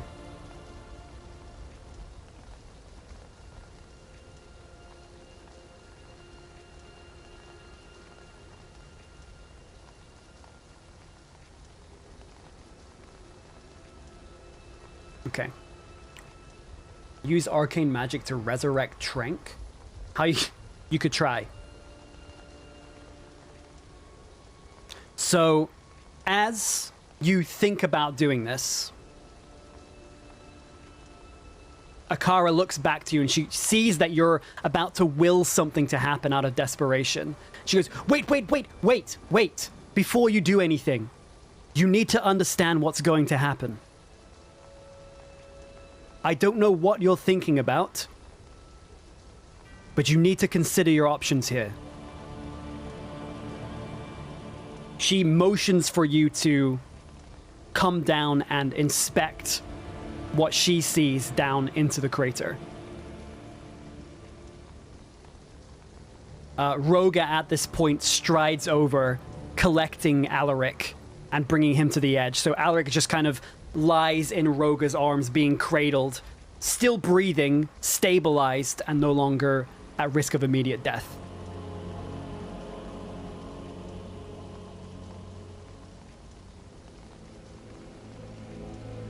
So, do you enter the crater?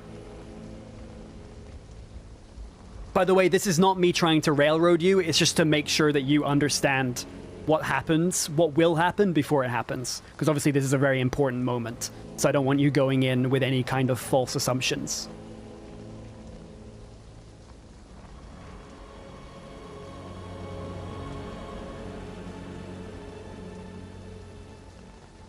Okay, yes. All right, so you slip down into the crater to take a closer look. I need you to give me an investigation check, chat.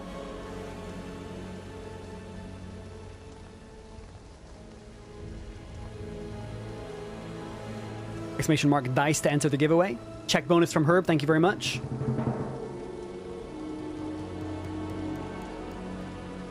Move you off the board too. Alden also slides down behind you.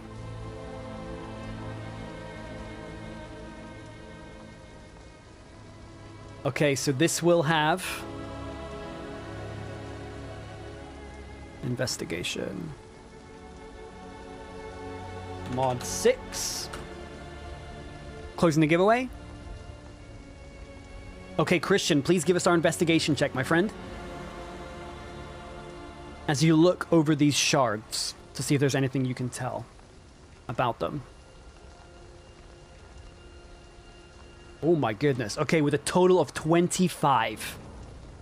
You take a good look over these shards. There's something you immediately realize, but then becomes more apparent as you continue to look at each one of these different shards that you can either pull closer to yourself, still tethered by these magical threads, but not so stuck in place that you cannot move them freely around this space that you find yourself. As you look at each shard, a lot of the larger ones seem to depict locations, places you've never been before. On some of them, you see what seems to be a lush forest, but the forest is wild, untethered, almost like a natural fury has taken hold. Someplace other than this. Another is a place that appears almost like a pure gloom. As you stare through, you see what seems to be an incredibly still and silent forest, completely encompassed in darkness. As you look at different areas, some of them, it's impossible to tell detail. You see what seems to be the inside of a building. You see what seems to be a vision of somebody moving through a city. And as you do this, you're starting to get a sense that these shards are a representation of places or people linked to this monolith in some meaningful way.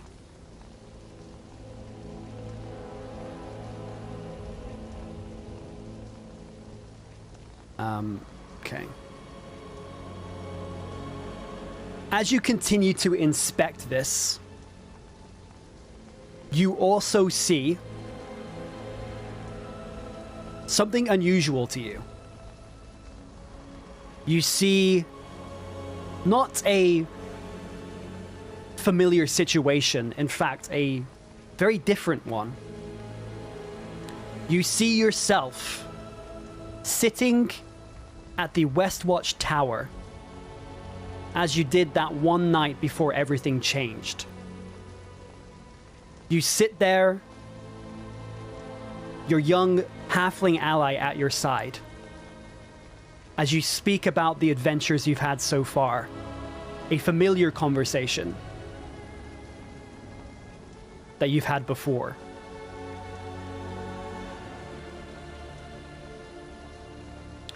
Yourself and Trink during your midnight stroll, as you took a moment to grow closer as friends.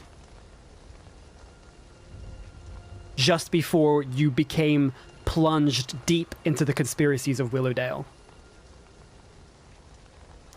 So, as you realize this, Akara begins to mumble to herself, kind of directed at you, but more of like an external monologue. Amazing. I spoke before of how this monolith was linked to the planes of death, but this is so much more than I could have ever anticipated. Perhaps all of the monoliths scattered across the realms, not just this one, perhaps they are all linked together in some meaningful way, possibly linked to people, possessions, influenced by its power as well.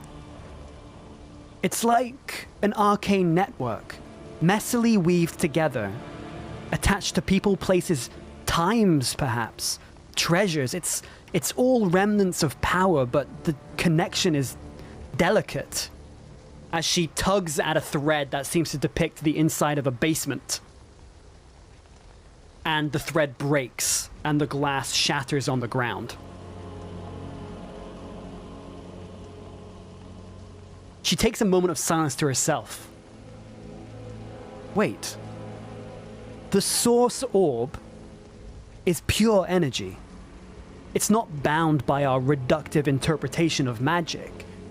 What if you could channel its power through the right thread, strengthening it? Once you find the thread that you want to pull, it's possible you could use the orb to manifest anything connected here. To put it simply, no offense, it might simply mean anywhere, anything, any time or anyone your heart desires. This one time, so long as it's here. She just kind of gestures across the myriad of different shards of mirror that seem to depict different locations, places, times, and people.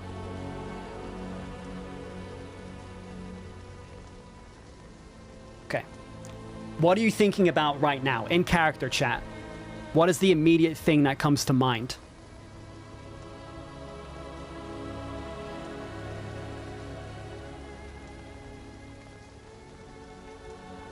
So you are aware of the implications of this.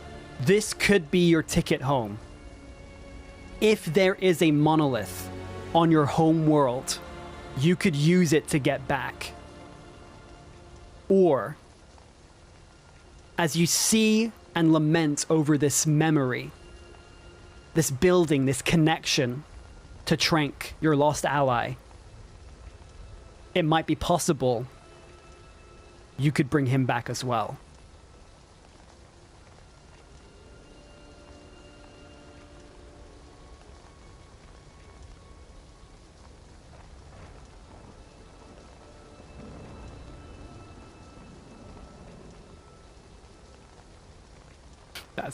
That. Can somebody quote that, please?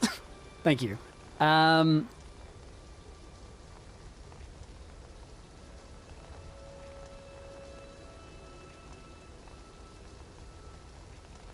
It's a fantastic reference.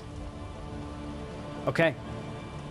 So, you begin to think of your lost ally, Trank, and you start to feel this power swell within you. You begin to see the outline of this mirror piece glowing. The links that bind it to the rest of the shards surrounding it, strengthening, and a single thread wisping out towards you and towards the orb. It gets to about a foot of the orb itself before you catch something out of the corner of your eye as a Kara High Shield attempts to snatch the orb from your grasp mid-concentration. I need you to give me an acrobatics check to determine the speed at which you can outmaneuver her as she grabs for the orb.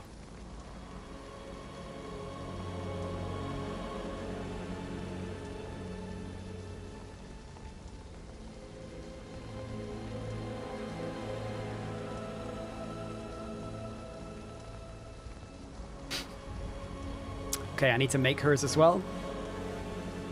In fact, I will roll it in the chat so there is absolute transparency.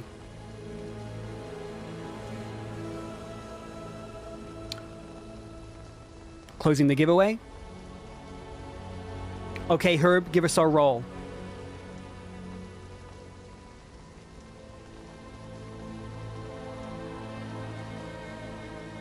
$18 total.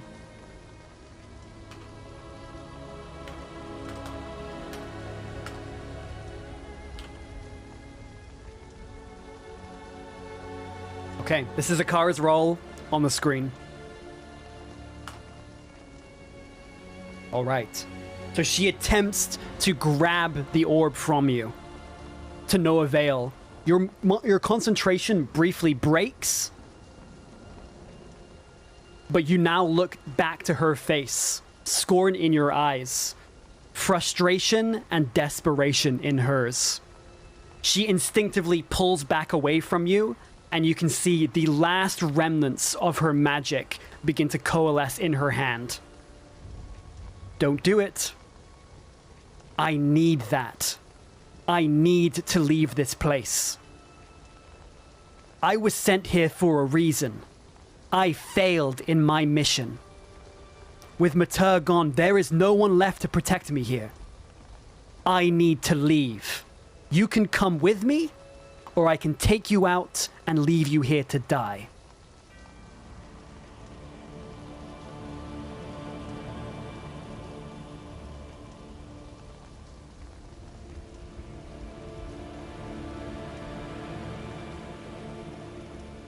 Okay.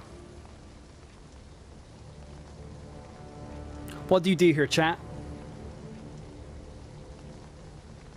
You can do a persuasion check to try and calm her down. You could do an intimidation check to threaten her to back down.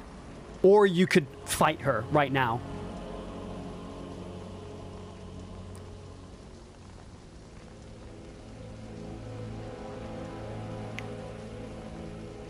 As you contemplate this, she continues this determined stare towards you, as wounded as she is.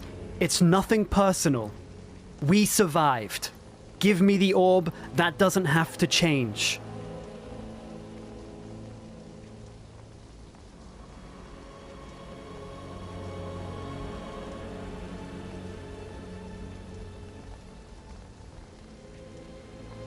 Okay, let me just check what your intimidation would be.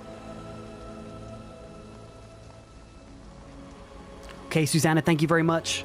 Take care. Thank you for everything you've done today.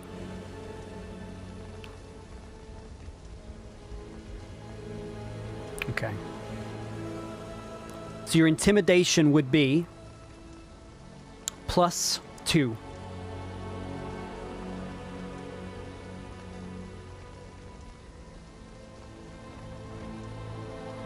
Okay, opening up the dice roll.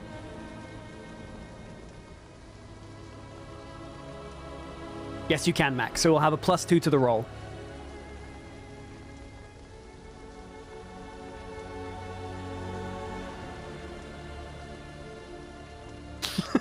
Good try, Herb.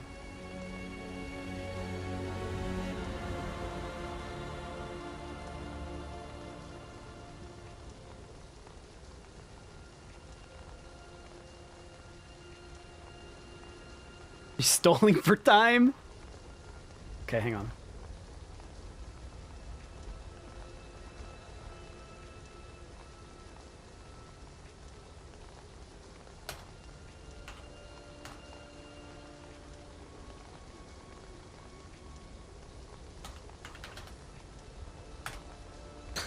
Bitrate bad. Oh no! That would usually get me. Yeah, good try, chat. Okay, so closing the giveaway.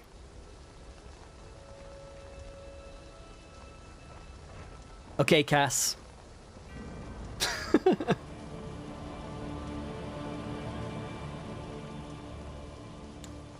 Come on, Cass. Don't leave us hanging. Other Cass. Yellow Cass. Stolen for time. Ooh, 16. Okay. Thank you, Cass. Is that not yellow? Is that more green? Dude, I'm so colorblind. Don't blame me, okay? Okay. So.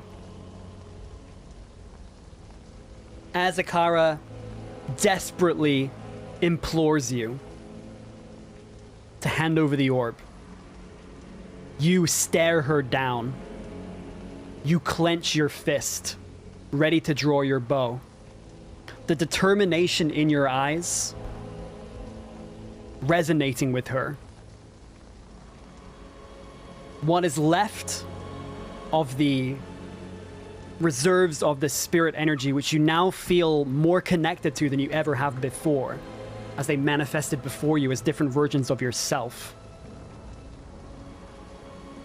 begins to spill out from you, this mist encircling you, almost as if you have these shadows of yourself standing behind you. She begins to back off. This magic in her hand begins to dim. Her posture slumps. She just collapses onto her ass on the ground in the muck as the rain continues to fall above. As she slams her fist into the ground, the puddle splashes up into her face and onto your clothes as she resigns in frustration.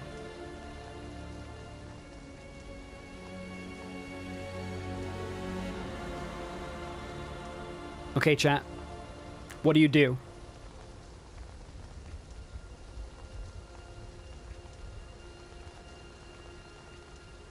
You have this orb in your hand. Akara High Shield is standing down.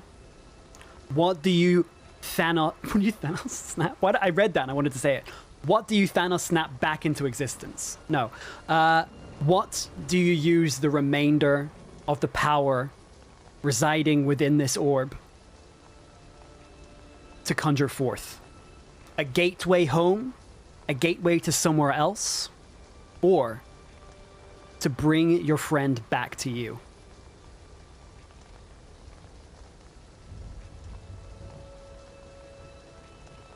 Okay. You choose to go with Trank. I need you to give me an intelligence check.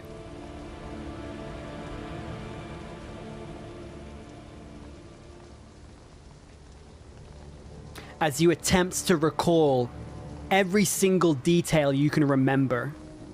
The way Trank's sideburns would flow down his face. Scruffy, tangled, messy, curled. And how they would stride up to his hair, bushy and wild. You try to remember the darkness in the bags of his eyes.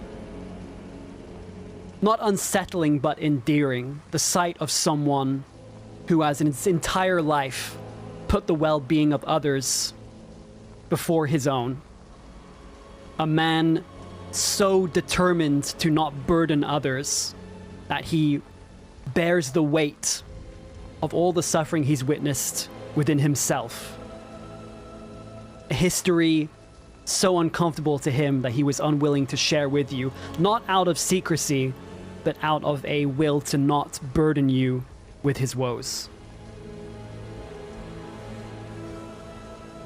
You try and remember everything you possibly can about this man.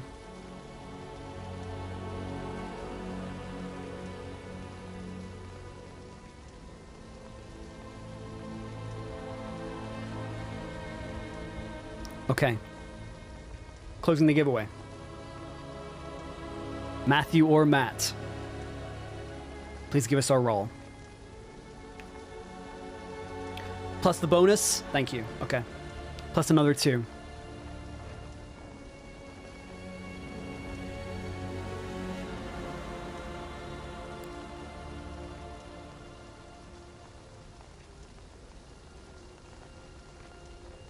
Okay. 7 plus 2, with a total of 9. As you look down towards this orb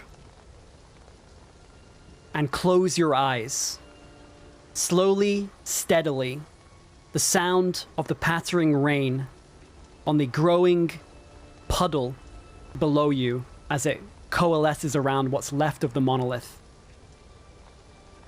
The water beginning to fill the heels of your boots as the water continues to rise. Akara High Shield to your right.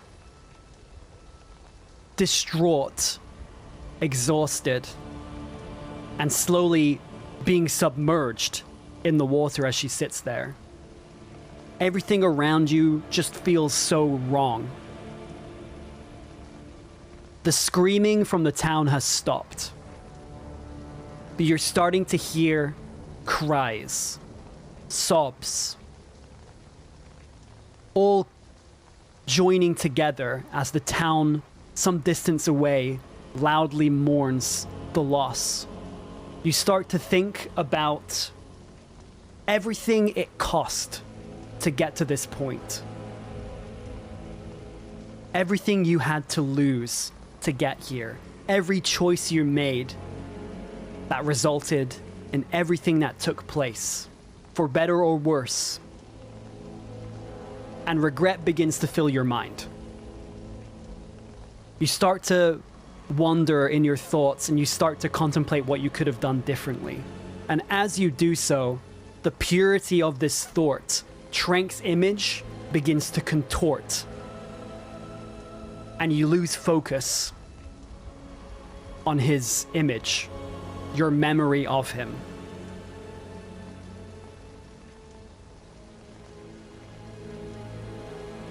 You feel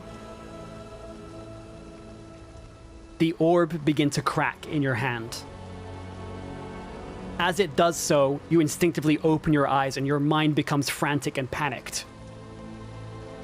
As you realize the orb is falling apart, you desperately try to force it back together, to hold the pieces in place. But the orb, the crystal casing, begins to turn to dust in your palms. You desperately try and hold it together, and what remains of these shards begin to cut into your flesh. And then as they turn to dust, seep into the wounds, mixing with the blood on your hands. As you think not just of those lives who have been lost because of your actions, but also of the life that you're unable to bring back.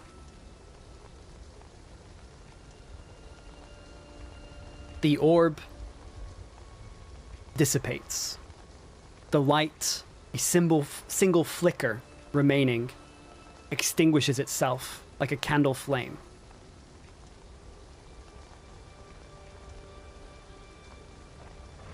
Unfortunately, your attempt to bring back your ally has failed.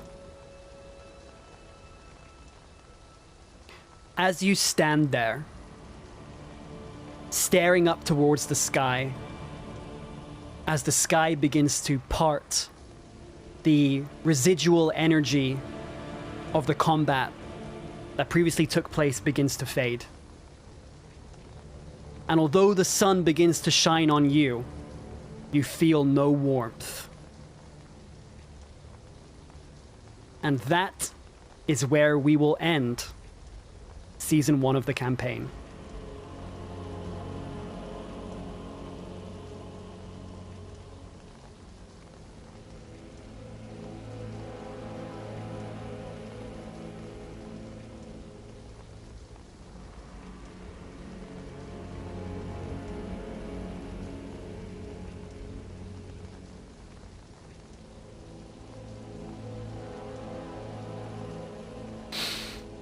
Deep breaths, everyone.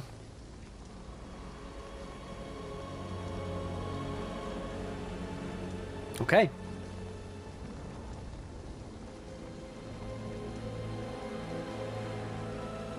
I'll let that sit for a couple of seconds here.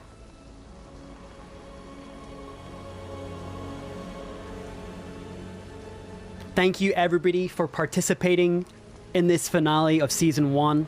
It has been a fucking journey to get to this point. All of the choices you've made, all of the ways in which the story has twisted and turned, the ways in which the story has changed, how the narrative has dramatically shifted because of the choices you made along the way, has been an absolute honor to curate.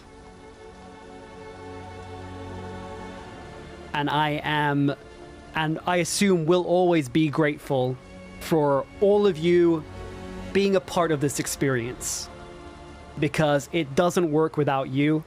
I may have been telling the story, but you all are the ones that forged it.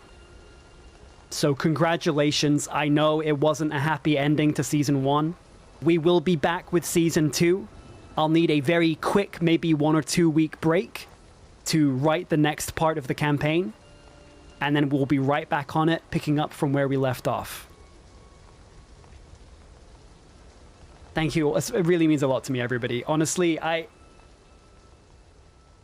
didn't know where this was going to go.